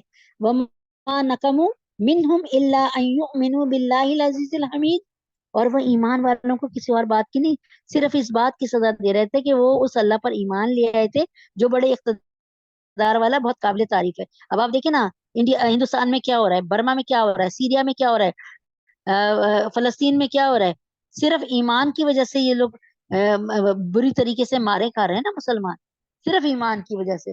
خدا اللہ نہ کرے، اللہ نہ کرے، وہ اللہ کے نبی اکرم صلی اللہ علیہ وسلم فرماتے ہیں نا کہ یہ یہودی جب تمہیں مانیں گے جب تم اپنا دین چھوڑ کر ان کا دین پر آ جاؤ گے، اللہ معاف کرے۔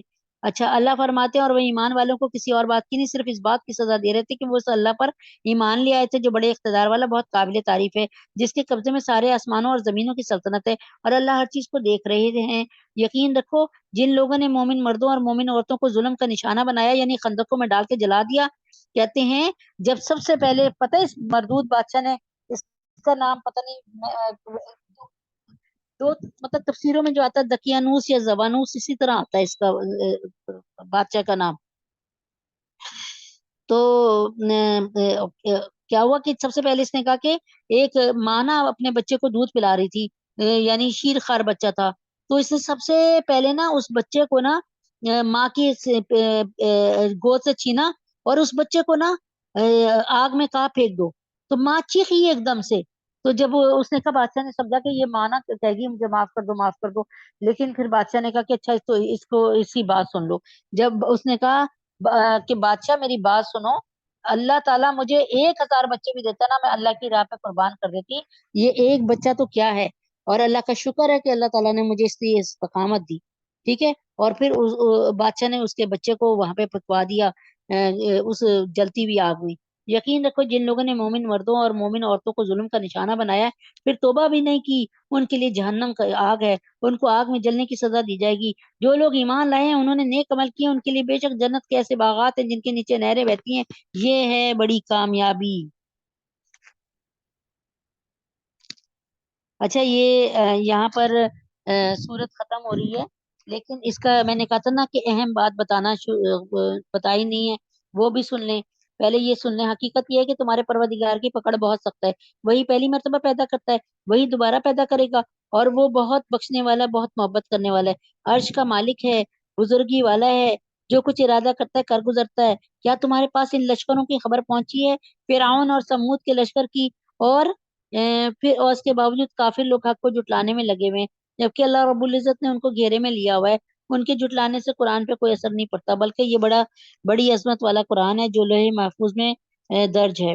ہاں، اس کا میں نے بتایا نا کہ سب سے اہم سین جو ہے وہ میں نے نہیں بتایا تھا، اس کو بتا دیتی ہوں کہ جب حضرت عمر فاروق رضی اللہ تعالیٰ عنہ کا زمانہ آیا نا، تو حضرت عمر فاروق رضی اللہ تعالیٰ عنہ نے بہت کام کیے تھے نا، یعنی جیلیں بھی بنوائی تھیں، اور بزرگوں کے وظائف اور دودھ پلانے والی ماؤں کے وظائف کیے تھے، اور ڈاک خانے اور سڑکیں اور پتہ نہیں پولیس چوکیاں، بہت کچھ بنوایا تھا 22 لاکھ مربع میل کے مالک سے یہ حضرت عمر فاروق۔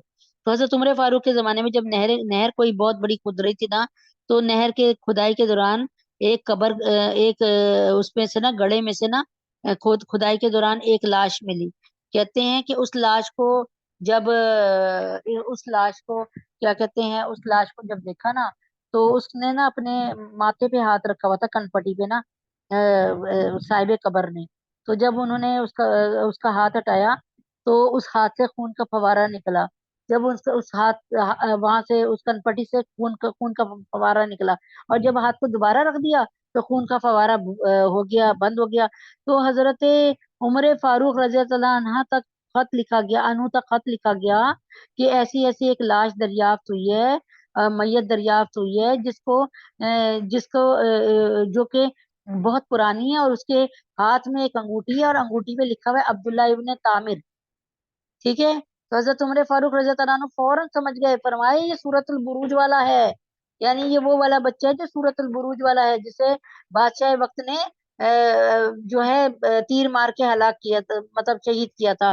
فرمایا پورے اکرام سے اور عزت کے ساتھ اس کو دفنا دو، دوسری جگہ نا عزت والے مقام پہ دفنا دو۔ تو یہ وہی بچہ تھا، کہتے ہیں نا شہید اللہ تعالیٰ فرماتے ہیں کہ ولا تقولوا لمن يقتل في سبيل الله اموات بل احياء ولكن لا تشعرون، کہ شہید کو مردہ نہ کہو کہ وہ زندہ ہیں، انہیں جہاں رزق بھی دیا جاتا ہے اور ہم سمجھتے نہیں ہیں۔ قسم بسم اللہ الرحمن الرحیم، قسم ہے آسمان کی رات کو آنے والے کی، اور تمہیں کیا معلوم وہ رات کو آنے والا کیا ہے۔ سورۃ الطارق۔ قسم ہے آسمان کی اور رات کو آنے والے کی، اور تمہیں کیا معلوم وہ رات کو آنے والا کیا ہے۔ چمکتا ہوا ستارہ، کہ کوئی جان ایسی نہیں ہے جس کی کوئی نگرانی کرنے والا موجود نہ ہو۔ اب اس انسان کو یہ دیکھنا چاہیے اسے کس چیز سے پیدا کیا گیا ہے۔ اسے ایک اچھلتے ہوئے پانی سے پیدا کیا گیا ہے۔ کیا ہے انسان کس طرح پیدا ہوا ہے؟ خلق من ماء دافق، خلق پیدا کیا گیا کس سے؟ من ماء دافق، ایک اچھلتے ہوئے پانی سے، منی کے ٹپکے سے، اور جو پیٹ اور سینے کی ہڈیوں کے درمیان سے نکلتا ہے۔ من بین الصلب والترائب، اللہ تعالیٰ فرماتے ہیں کہ یخرج من بین الصلب والترائب، کہ جو پیٹ اور سینے کی ہڈیوں کے درمیان سے نکلتا ہے، یہ مادہ تولید کے لیے، بے شک وہ اسے دوبارہ پیدا کرنے میں پوری طرح قادر ہے۔ اس سے مراد وہ مادہ منویہ ہے جس سے انسان کی تخلیق ہوتی ہے، اور اس کے پیٹ اور سینے کی ہڈیوں کے درمیان سے نکلنے کا مطلب یہ ہے کہ انسان کے دڑ کا یہ درمیانی حصہ ہی اس مادے کا اصل مرکز ہے، یہیں سے نکلتا ہے۔ جس دن تمام پوشیدہ باتوں کی جانچ ہوگی تو انسان کے پاس نہ اپنا کوئی زور ہوگا، نہ کوئی مددگار ہوگا۔ یعنی یہاں تو کسی وڈیرے کا بچہ قتل بھی کر دینا، زنا بھی کر لے نعوذ باللہ، وہ اس کو چھپا لیتا ہے اور ایسی جگہ باہر ملک میں بھیج دے گا یا کہیں تاکہ اسے چھپا لے گا، بڑی بڑی سفارش اور رقمیں دے کے بچا لے گا۔ لیکن اللہ پاک فرماتے ہیں وہاں کسی کا زور نہیں چلے گا، نہ کوئی اس کو مددگار ملے گا۔ قسم ہے بارش بھرے آسمان کی اور پھوٹ پڑنے والی زمین کی، یہ قرآن ایک فیصلہ کن بات ہے اور یہ کوئی مذاق نہیں ہے۔ بے شک یہ کافر لوگ چالیں چل رہے ہیں اور میں بھی اپنی چال چل رہا ہوں، لہٰذا اے پیغمبر تم ان کافروں کو ڈھیل دے دو، انہیں تھوڑے دنوں اپنے حال پر چھوڑ دو۔ بسم اللہ الرحمن الرحیم۔ سورۃ الاعلیٰ، مکیہ۔ اے اپنے پروردگار کی تسبیح کرو جس کی شان سب سے اونچی ہے، جس نے سب کچھ پیدا کیا تو اور ٹھیک ٹھیک بنایا، جس نے ہر چیز کو ایک خاص اندازہ دیا پھر رستہ بتایا، جس نے سب چارہ زمین سے نکالا پھر اسے کالے رنگ کا کوڑا بنا دیا۔ اب آپ نے دیکھا وغیرہ جگالی کرتے ہوئے جب ان کے منہوں سے بھی نکل رہا ہوتا ہے نا، کھانا گر رہا ہوتا ہے، تو اور یہ پہلے سبزہ ہرا ہرا ہوتا ہے، پھر بعد میں پیلا پیلا سا ہو جاتا ہے، براؤن سا، پھر اسے کالے رنگ کا کوڑا بنا دیا۔ اے پیغمبر ہم تمہیں پڑھائیں گے پھر تم بھولو گے نہیں، سوائے اس کے جسے اللہ چاہے، یعنی سانقریو کا فلا تنسا، کہ اللہ تعالیٰ فرما رہے ہیں کہ ہم آپ کو پڑھائیں گے، کیونکہ نبی پاک صلی اللہ علیہ وسلم بڑے پریشان رہتے تھے نا، جلدی جلدی یاد کرنا چاہتے تھے قرآن کو کہ بھئی بتانے میں آسانی رہے، آگے کہیں ذہن سے نہ نکل جائے۔ اللہ نے فرمایا کہ اے محمد صلی اللہ علیہ وسلم، اے پیغمبر ہم تمہیں پڑھائیں گے، یعنی استاد کون ہے؟ اللہ، اور نبی پاک صلی اللہ علیہ وسلم کا استاد بننے کے لیے کوئی دنیا میں روئے زمین میں نہیں پیدا ہو سکتا، اللہ ताला ही उनके उस्ताद हो सकते हैं, फिर तुम भूलोगे नहीं। यानी हम तुम्हें पक्का पक्का याद कराएंगे, सिवाय इसके कि जिसे अल्लाह चाहे। यानी जो आयात कुरानी अल्लाह चाहेंगे वो बुला देंगे। यकीन रखो वो खुली हुई चीजों को भी जानता है, और इन चीजों को भी जो छुपी हुई हैं। और और तुम्हें और हम तुम्हें आसान शरीयत पे चलने के लिए सहूलत देंगे, लिहाजा तुम नसीहत किए जाओ अगर नसीहत का फायदा हो। यानी नबी पाक सल्लल्लाहु अलैहि वसल्लम की उम्मत के लिए जितनी आसानी की गई ना, अगर मैं सिर्फ इस पर बोलूँ ना, 1.5 घंटा 1 घंटा इस पे लग जाए कि अल्लाह ताला ने नबी पाक सल्लल्लाहु अलैहि वसल्लम की लाडली उम्मत के लिए कितनी आसानी फरमा दी। जिसके दिल में अल्लाह का खौफ होगा वो नसीहत मानेगा, और उससे दूर वो रहेगा जो बड़ा बदबख्त होगा, जो सबसे बड़ी आग में दाखिल होगा, फिर इस आग में ना मरेगा ना जिएगा। फला उसने पाई जिसने पाकीज़गी इख्तियार की और अपने परवरदिगार का नाम लिया और नमाज पढ़ी। लेकिन तुम लोग दुनियावी जिंदगी को मुकद्दम रखते हो, हालांकि आखिरत कहीं ज्यादा बेहतर और कहीं ज्यादा पायदार है। ये बात यकीनन पिछले आसमानी सहीफों में भी दर्ज है, और इब्राहिम और मूसा के सहीफों में भी। सूरतुल गाशिया। हल अता का हदीसुल गाशिया, क्या तुम्हें इस वाकई यानी कयामत की खबर पहुंची है? क्या तुम्हें खड़खड़ा देने वाले दिन की खबर पहुंची है? क्या तुम्हें कयामत की कोई खबर पहुंची है जो सब पर छा जाएगा? बहुत से चेहरे उस दिन उतरे हुए होंगे, मुसीबत झेलते हुए तकन से चूर। अल्लाह ताला फरमाते हैं आमिलतुन नासिबा, इस काम पे लगे रहे कि एक गाड़ी उसके पास है, दूसरी गाड़ी होनी चाहिए, सामने वाले जैसा घर मेरा भी होना चाहिए। उसने 2 तोले का सोना सेट बनाया, मैंने 4 तोले का सेट बनाना है। ओवर टाइम लगा रहा है, पागल हो रहा है। आमिलतुन नासिबा, थका देने वाली मेहनत कर रहा है। तस्ला नारन हामिया, वो दहकती हुई आग में दाखिल दाखिल होंगे, और उन्हें खौलते हुए चश्मे से पानी पिलाया जाएगा। उनके लिए कांटेदार झाड़ के सिवा कोई खाना ही नहीं होगा। क्या क्या? अल्लाह ताला फरमाने लैसा लहुम तामुन इल्ला मिन जरी, एक ऐसी घास होगी जो जिस पर हाथ फेरोगे ना, ऊपर से नीचे तुम्हारा हाथ कट जाएगा। और अभी भी इस तरह की है घास। और ला युस्मिनु वला युगनी मिन जू, अब ये चीजें जो जो तुम खाओगे ना, घास और कांटेदार झाड़ के सिवा, अल्लाह ताला फरमा रहे हैं उनके लिए कांटेदार झाड़ के सिवा कोई खाना नहीं होगा, जो ना जिस्म का वजन बढ़ाएगा ना भूख मिटाएगा। ऐसा खाना जिससे कोई भूख नहीं मिटेगी। बहुत से चेहरे उस दिन तरोताजा होंगे। अल्लाह ताला फरमाते हैं वजूही यौमइज़िन नाइमा, बहुत से चेहरे उस दिन कुछ सरसब्ज और शादाब होंगे। लिसाइहा राजिया, क्योंकि उन्होंने अल्लाह ताला को मनाने के लिए बहुत सी कोशिशें कर ली जिंदगी में। क्या हुआ? दुनिया में अपनी की हुई मेहनत की वजह से पूरी तरह मुतमईन है, फी जन्नतिन आलिया, बुलंद जन्नत में होंगे। अब इसका जवाब यहाँ पे काफिरों ने इतराज उठाया कि जब जन्नत बुलंद होगी तो एक जन्नती कैसे पहुंचेगा, ऐसे इतराज उठाते थे, ऐसे नबी को तकलीफ देते थे। आगे अल्लाह ताला इसका जवाब बहुत खूबसूरत दे रहे हैं, उन्हीं के सामने, उन्हीं के माहौल के अंदर से। फी जन्नतिन आलिया ला तस्माउ फीहा लागिया, और इस जन्नत में कोई दिल दुखाने वाली बात, कोई लग बात नहीं सुनेंगे। ला तस्माउ फीहा लागिया फीहा आइनुन जारिया, और इस जन्नत में बहते हुए चश्मे होंगे। इसमें ऊंची ऊंची नशिस्तें होंगी, और सामने रखे हुए प्याले होंगे, और कितार में लगाए हुए गद्दास तकिए होंगे, और बिछे हुए कालीन होंगे। हमारे कासम ने बताया कि ऐसा तख्त मिलेगा जिस पर एक किनारे से दूसरे किनारे तक जाओगे तो 500 साल लग जाएंगे दुनियावी, और ऐसी झालर होगी उस तख्त की कि उस पर चला जाए तो 40 साल लग जाए दुनियावी। अभी यहाँ पर उसका जवाब आ रहा है। जो इन्होंने कहा था ना कि जन्नत तो इतनी ऊंची होगी, तो कैसे उस पर चढ़ेंगे, उस पर कैसे जाएंगे। अब आपने देखा होगा कि आजकल स्टेयर्स नहीं है, जैसे क्या कहते हैं, जैसे लिफ्ट चेयर वगैरह है। तो अल्लाह लेकिन अल्लाह ताला ने यहाँ उसकी जवाब दिया।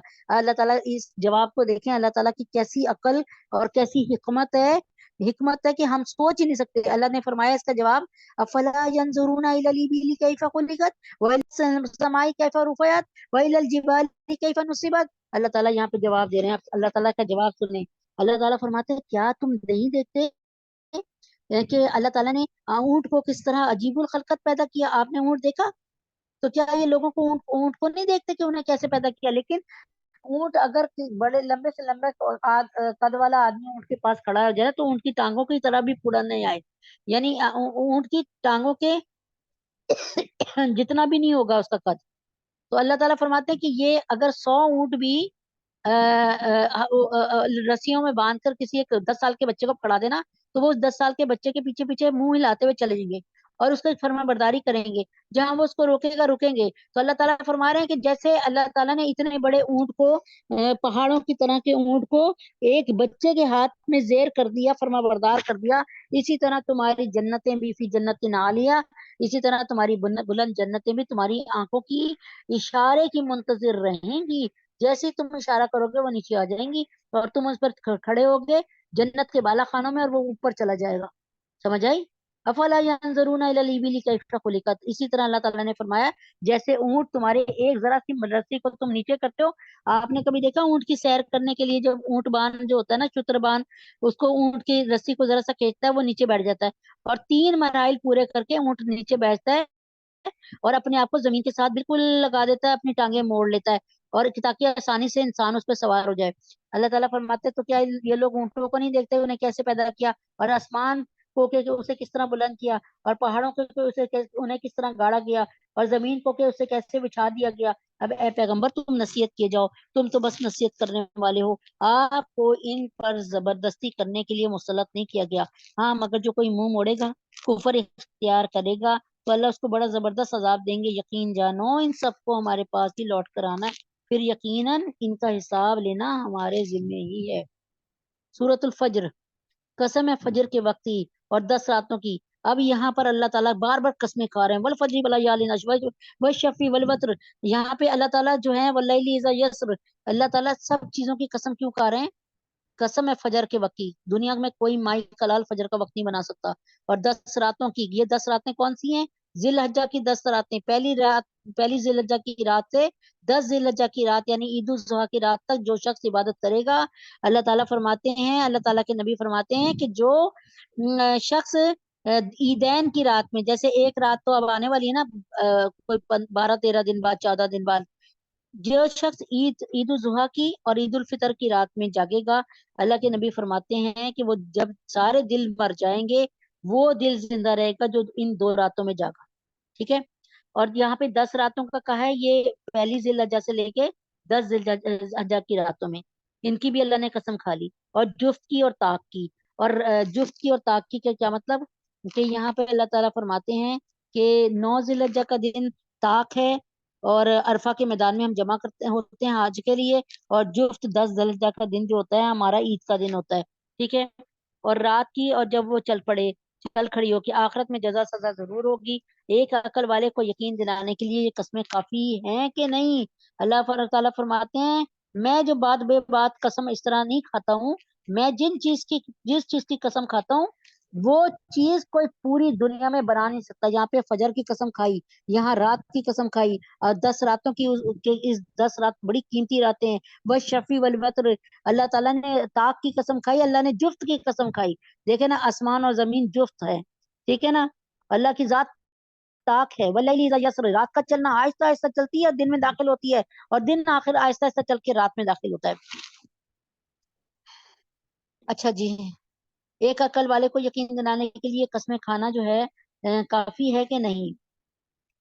یعنی جب رات رخصت ہونے والی ہوتی ہے تو عرب کے کافی لوگ بھی یعنی ان تمام دنوں اور راتوں کا حوالہ شاید اس لیے دیا گیا کہ عرب کے کافی لوگ بھی ان کو مقدس سمجھتے تھے. ظاہر ہے یہ تقدس ان دنوں اور راتوں میں خود سے نہیں آگے بڑھا، بلکہ اللہ تعالیٰ نے ان میں پیدا فرمایا ہے.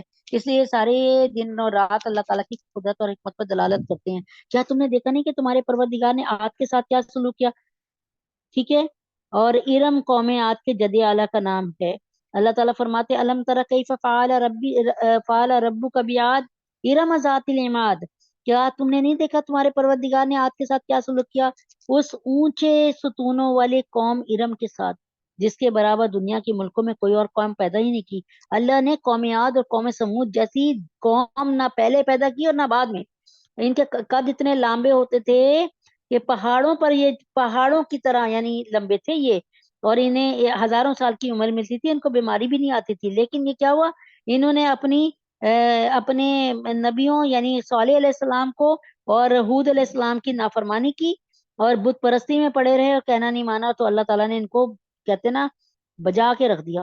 اور سمود کی اس قوم کے ساتھ کیا کیا جس نے وادی میں پتھر کی چٹانوں کو تراش رکھا تھا، یعنی یہ پہاڑوں میں گھر بنا کے رہتے تھے. اور ایک انگلی کے پوروں سے یہ درخت کو اکھاڑ کے پھینک دیتے تھے، اتنے طاقتور ہوتے تھے. اور میخوں والے فرعون کے ساتھ کیا کیا؟ میخوں والا فرعون یعنی جو اس کا نافرمانی کرتا تھا وہ اس کو کیا کرتا تھا؟ کیلوں سے گاڑ دیتا تھا زمین میں یا دیواروں میں چنوا دیتا تھا. اور سمود اور جس کے برابر دنیا کے ملکوں میں کوئی اور قوم پیدا نہیں کی گئی. اور سمود کی اس قوم کے ساتھ کیا کیا؟ جس نے وادی میں پتھر کی چٹانوں کو تراش رکھا تھا. اور میخوں والے فرعون کے ساتھ کیا کیا؟ یہ وہ لوگ تھے جنہوں نے دنیا کے ملکوں میں سرکشی اختیار کر لی تھی اور ان میں بہت فساد مچایا تھا. چنانچہ تمہارے پروردگار نے ان پر عذاب کا کوڑا برسا دیا. اس فرعون نے نا ایک عمارت بنائی تھی جو تقریباً 335 سال قائم رہی ہے اس سے مرنے کے بعد. اور اس میں نا اتنی اونچی عمارت تھی اور اس پہ کنگرے بنائے اور کنگروں پہ کھڑے ہو کر نا آسمان کی طرف جو تھے نا وہ تیر پھینکے جاتے تھے.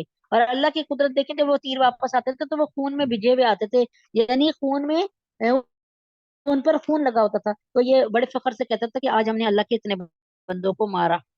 یقین رکھو تمہارا پروردگار سب کو نظر میں رکھتے ہوئے ہے. اور یہ لیکن انسان کا حال یہ کہ جب اس کا پروردگار اسے آزماتا ہے اور انعام کرام سے نوازتا ہے تو وہ کہتا ہے میرے پروردگار نے میری عزت کی. اور دوسری طرف جب اسے آزماتا ہے اس کے رزق میں تنگی کر دیتا ہے تو کہتا ہے میرے پروردگار نے میری توہین کی. ہرگز ایسا نہیں چاہیے.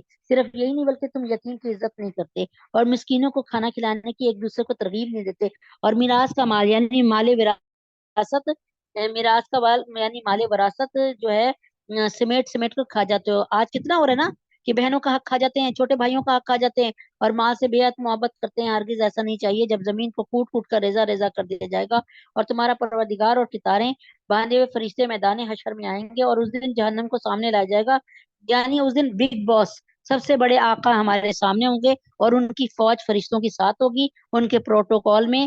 تو اس دن انسان کو سمجھ آئے گی کہ وہ اس وقت سمجھ آنے کا موقع. اللہ تعالیٰ فرماتے ہیں اس دن سمجھنا کیا سمجھنا، وہ کی میرے قتل کے بعد اس نے جفا سے توبہ کی، میرے قتل کے بعد اس نے جفا سے توبہ، ہائے وجود پشیماں کا پشیماں ہونا. وہ کہے گا کاش میں نے اپنی زندگی کے لیے کچھ آگے بھیج دیا ہوتا. پھر اس دن اللہ کے برابر کوئی عذاب دینے والا نہیں ہوگا، نہ اس کے جکڑنے کی طرح کوئی جکڑنے والا ہوگا. البتہ نیک لوگوں سے کہا جائے گا اے وہ جان جو اللہ کی اطاعت میں چین پا چکی ہے، اپنے پروردگار کی طرف اس طرح لوٹ کر آ جا کہ تو اس سے راضی ہو اور وہ تجھ سے راضی ہو، اور شامل ہو جا میرے نیک بندوں میں اور داخل ہو جا میری جنت میں. میرے خیال میں یہیں تک صحیح ہے. تو بس ماشاءاللہ سے تقریباً آدھا پارہ ہو گیا اللہ کے حکم سے، اور اللہ تعالیٰ نے اگر زندگی رکھی تو کل باقی کا آدھا پارہ اللہ پاک نے چاہا تو ہو جائے گا. تو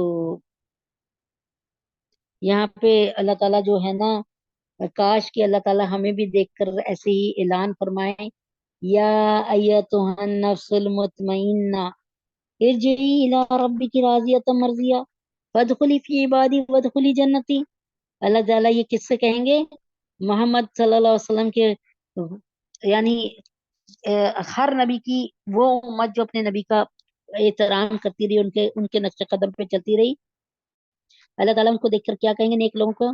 اے وہ جان جو اللہ کی اطاعت میں چین پا چکی ہے اپنے پروردگار کی، یعنی یوں کہ جیسے اللہ نے اپنے ہاتھ کھولے ہوں گے اور اللہ تعالیٰ بلا رہے ہوں گے جیسے ماں اپنے بچے کو بلاتی ہے، اپنے پروردگار کی طرح اس طرح لوٹ کر آ جا، اپنے پروردگار کی طرف اس طرح لوٹ کر آ جا کہ تو اس سے راضی ہو جا اور وہ تجھ سے راضی، اور شامل ہو جا میرے نیک بندوں میں اور اور داخل ہو جا میری جنت میں انشاءاللہ. کل اللہ تعالیٰ نے چاہا تو اس کا اللہ نے چاہا تو یہ کل اختتامی دعا ہے. کل انشاءاللہ تعالیٰ اللہ نے چاہا تو آپ کے سرٹیفکیٹس بھی ملیں گے، اور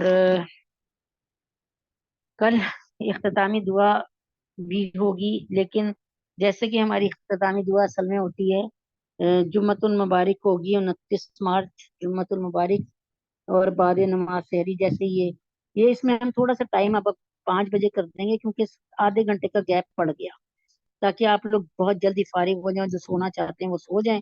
تو بس یہ اب آخری دن ہے کل اس کا اللہ نے چاہا تو.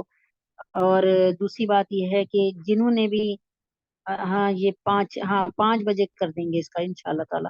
اور تو یہ بہت اہم دن ہے، کوشش کریں کہ سارے آ جائیں، اور جو آپ کے جاننے والے اس میٹنگ میں ہیں جو نہیں آ پا رہے ہیں.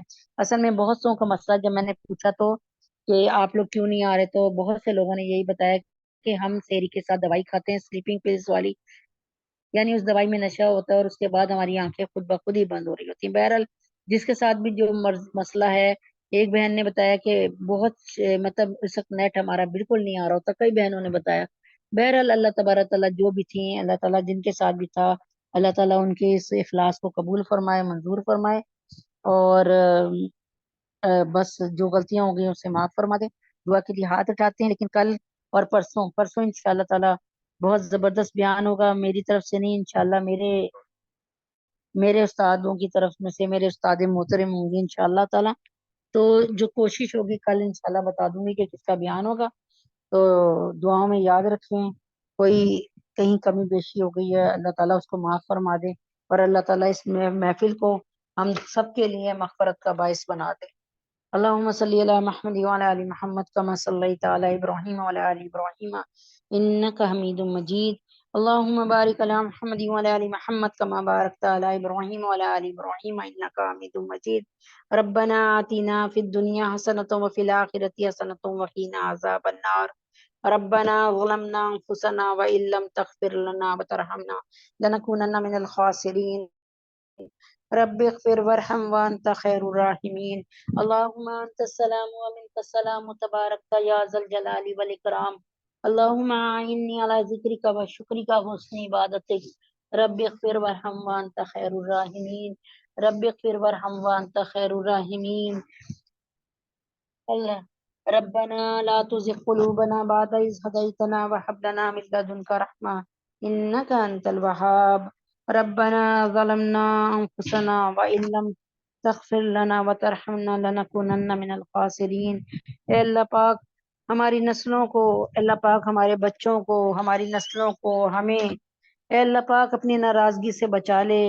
اے اللہ پاک اپنی ناراضگی سے بچا لے. اللہ پاک ہم سے راضی ہو جائیے. اللہ پاک آپ ہمیں اپنے سے راضی کر دیجئے. اللہ پاک یا خفی اللطفی ادرکنی بلطفک الخفی. اے اللہ تعالیٰ بہت دن ہو گئے آپ کی محبت کا مزہ نہیں چکا، اپنے محبت کا ادراک کرائیے. اپنی یا خفی اللطفی ادرکنی بلطفک الخفی، اپنی محبت کا اظہار فرمائیے، اپنی محبت کا ادراک فرمائیے. ہمارے گناہوں کو معاف فرمائیے، ہماری خطاؤں کو درگزر فرمائیے. یا اللہ پاک ہم سب پہ رحم فرما دیجئے. یا اللہ پاک پوری عمر سرکشی میں گزر گئی، نافرمانیوں میں گزر گئی، اور اللہ تعالیٰ اب جو تھوڑی بہت توفیق ہوئی، اے اللہ پاک اب جو ہے اب تو دم رخصت ہے. اللہ پاک ہمارے پرانے گناہوں کو، اللہ تعالیٰ آنے والے وقت کے گناہوں کو سب کو معاف فرما دیجئے. اے اللہ پاک ہم سب پہ رحم فرما دیجئے.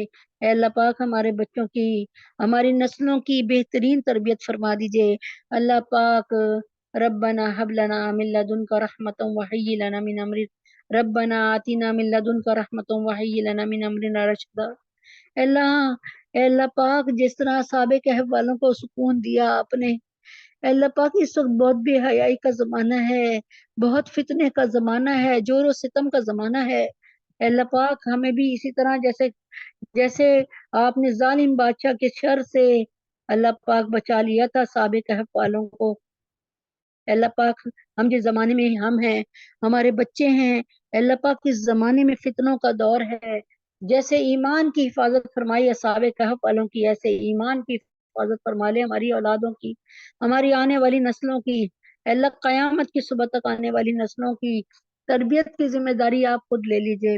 جیسے ننھے یوسف علیہ السلام کی تربیت فرمائی، جیسے ننھے عیسیٰ علیہ السلام کی بغیر باپ کے ننھے عیسیٰ کی آپ نے تربیت فرمائی، جیسے بغیر ماں باپ کے حضرت محمد صلی اللہ علیہ وسلم کی آپ نے بہترین تربیت فرمائی. یا اللہ پاک، اے اللہ پاک اسی طریقے سے ہمارے بچوں کے ایمان کی حفاظت فرما دیجئے. اللہ پاک ہمارے بچوں کو بعمل حافظ قرآن، جو بچے ہیں ہمارے حافظ قرآن بچے، ان کو بعمل حافظ قرآن بنا دیجئے. ان کو قرآن کے حلال کو حلال سمجھنے والا، قرآن کے حرام کو حرام سمجھنے والا بنا دے. اللہ پاک ہماری آنکھوں کے سامنے ہمارے بچوں کو دین کی طرف لے آ. اللہ پاک دین پر عمل کرنا آسان فرما دے. ہمارے بچوں کا سکون نماز میں، قرآن میں اور یا اللہ ختم نبوت عقیدہ ختم نبوت کی حفاظت میں رکھ دیجئے. اللہ ہمارے بچوں کو نبی اکرم صلی اللہ علیہ وسلم کی ناموس کا گارڈ بنا دیجئے، محافظ بنا دیجئے. یا اللہ پاک ہمارے بچوں کو مومن بنا دیجئے، ہمارے بچوں کو محافظ ناموس سے رسالت بنا دیجئے، ہمارے بچوں کو راکین اور ساجدین میں سے، ہمارے بچوں کو صادق اور امین بنا دیجئے، ہمارے بچوں کو اپنی غلامی میں لے لیجئے. اللہ پاک ہمارے بچوں کو اپنے سینے سے لگا لیجئے، ہمارے بچوں کا ہاتھ ایسا پکڑیے کہ کبھی آپ نہ چھوڑیے. اللہ پاک ہماری اولادوں پر رحم فرما دیجئے. اللہ پاک قیامت کی صبح تک آنے والی اولادوں پر رحم فرما دیجئے. اللہ پاک ہمارے بچوں میں سے، ہماری نسلوں میں سے کوئی ایک بچہ بھی، ہمارے ملنے والوں، ہمارے چاہنے والوں میں سے کوئی ایک بندہ بھی اللہ پاک جہنم کی طرف مت بھیجیے گا. یا اللہ ان سب کو جہنم سے بچا لیجیے گا. یا اللہ پاک اس وقت فلسطین کے مسلمانوں پہ رحم فرما دیجئے. یا اللہ پاک، یا اللہ پاک، یا اللہ پاک دنیا میں، برما میں، شام میں، سیریا میں، یا اللہ پاک کشمیر میں، ہندوستان میں، چائنا میں جو مسلمانوں کے ساتھ ہو رہا ہے، مشرقی ترکستان میں، یا اللہ پاک مسلمانوں پہ رحم فرما دیجئے. یا اللہ پاک یہی سورج بروج کی طرح جس میں آپ نے لکھا نا کہ انہوں نے کیا کیا تھا، صرف اللہ پہ ایمان لائے تھے تو ان کو جلا دیا گیا. یا اللہ پاک اسی طرح آپ پر ایمان رکھنے کی وجہ سے ان پر ظلم کی انتہا ہو رہی ہے. اللہ کھانے سے پینے سے مجبور بیٹھے ہیں. اللہ پاک فلسطین کے بچوں کو، بڑوں کو اللہ 2 ٹائم سحری افطاری کا بہترین بندوبست فرمائیے. یا اللہ مسجد اقصی کی رونق بڑھا دیجئے. یا اللہ مسلمانوں سے مسجد اقصی کو رونق بخش دیجئے. اے اللہ پاک تجھے تیرے نبی کا واسطہ، یہودی بہت تیز ہیں. یا اللہ پاک بہت شفاق ہیں. یا اللہ پاک ہمارے گناہوں کو معاف فرما دیجئے. ان ظالم یہودیوں سے ہم سب کو بچا لیجئے. ہم سب کے گناہوں کو معاف فرما دیجئے. یا اللہ حوثیوں کی اور حماس کی تمام مجاہدین کی مدد فرما دیجئے. یا اللہ پاک لبنان اور یمن کے لوگوں کی حفاظت فرما دیجئے. ہم سب پہ رحم فرما دیجئے. یا اللہ پاک ہم سب پہ کرم فرما دیجئے. یا اللہ پاک جو مانگ سکے مانگ لیا، جو نہیں مانگ سکے اسے بن مانگے عطا فرما دیجئے. یا اللہ پاک رحم فرما دیجئے. یا اللہ پاک جو بے اولاد ہیں ان کو نیک نرینہ اولاد عطا فرما دیجئے. ڈاکٹر انم کو، عائشہ کو، سونیا کو، خدیجہ، سمیرہ، فیصل، ماریہ، انس، فاخرہ، بابر، سنبل، اہلیہ، عمران، مہرون نساء، مریم، ثانیہ، ان سب کو نیک نرینہ اولاد عطا فرمائیے. یا اللہ پاک اپنے حبیب کے طفیل میں، یا اللہ پاک جو بچیاں گھروں میں نکاح کی عمر پہ آ گئی ہیں، بیٹھی ہیں، ماں باپ انتظار کر رہے ہیں، اللہ ان سب کے لیے بہترین زوج کا انتظام فرمائیے. آمنہ سدرا کے گھر میں جو بچیاں ہیں وہ سعدیہ نظام، عبد المتین، بنات سرور فخر، عبد المتین اور عفیفہ، منتہا، بینی، شفیفہ سجاد، حفصہ سجاد اور زینب، جویریہ، سدرا، سبحانہ، حفصہ، فاطمہ. یا اللہ سب کے لیے بہترین زوج اور بہترین گھر اور بہترین در کا انتظام فرمائیے. یا اللہ جتنے مجمع والے بیٹھے ہیں ان سب کو صحت کاملہ عاجلہ مستمرہ عطا فرمائیے. ایمان کے نور کے ساتھ اللہ تعالیٰ تمام علماء اسلام، مفتی حسن صاحب، مفتی تقی عثمانی صاحب، یا اللہ پاک عثمان کے بیٹے کو بھی صحت کاملہ عاجلہ مستمرہ عطا فرمائیے. یا اللہ پاک مفتی حسن صاحب، مفتی تقی عثمانی صاحب، مولانا فضل الرحمان صاحب، مولانا فضل الرحیم صاحب، پیر ذوالفقار نقشبندی صاحب، حضرت جی ندیم بھائی، عمیر، نازیہ، اندلیب، اہلیہ حسین، ان کی بہن، ان کے والد محترم عیشا معظم، یا اللہ پاک راشدہ، شمیم، عادل، نرگس باجی، شزا، نعیم اور انشرا، اویس، عثمان، عزیز، اللہ ان کو سب صحت کاملہ عاجلہ مستمرہ عطا فرمائیے. یا اللہ فریال، عائشہ، سحر پر رحم فرما دیجئے، کرم فرما دیجئے، ان کے حق میں بہترین فیصلہ فرما دیجئے. یا اللہ پاک اب ان کی مشکلوں کے ٹائم کو اللہ ختم کر دیجئے، مختصر کروا دیجئے. اللہ ڈاکٹر ہمنا، فاطمہ، عائشہ، عبداللہ، ان کو بہترین کامیابی عطا فرمائیے. جتنے لوگ یہاں پہ بیٹھے ہیں ان سب کو، ان کے گھر والوں کو دنیا اور آخرت کے ہر امتحان میں 100% نمبروں سے کامیابی عطا فرما دیجئے. اہلیہ اعظم، اہلیہ رفیق، مفتی ضیاء الدین صاحب، عامر بیٹی انم کو اپنا گھر کا سکون عطا فرمائیے، اپنے گھر میں رہنا بسنا نصیب فرمائیے. احمد، نعمان، نواز، محمد، عمر اور محسن کو، یا اللہ پاک مفتی ضیاء الدین صاحب کو جو ہے، یا اللہ اپنے حبیب پاک صلی اللہ علیہ وسلم کے طفیل میں ان سب کو جو ہے اپنا بہترین روزگار عطا فرما دیجئے. دینے والا ہاتھ بنائیے، کبھی لینے والا ہاتھ نہ بنائیے. ہم سب پہ رحم فرما دیجئے. اس محفل کو قبول فرما لیجئے. وصلی اللہ تعالی علی خیر خلقہ محمد وعلی آلہ وصحبہ وآل بیتہ وازواجہ وذریاتہ اجمعین برحمتک یا ارحم الراحمین۔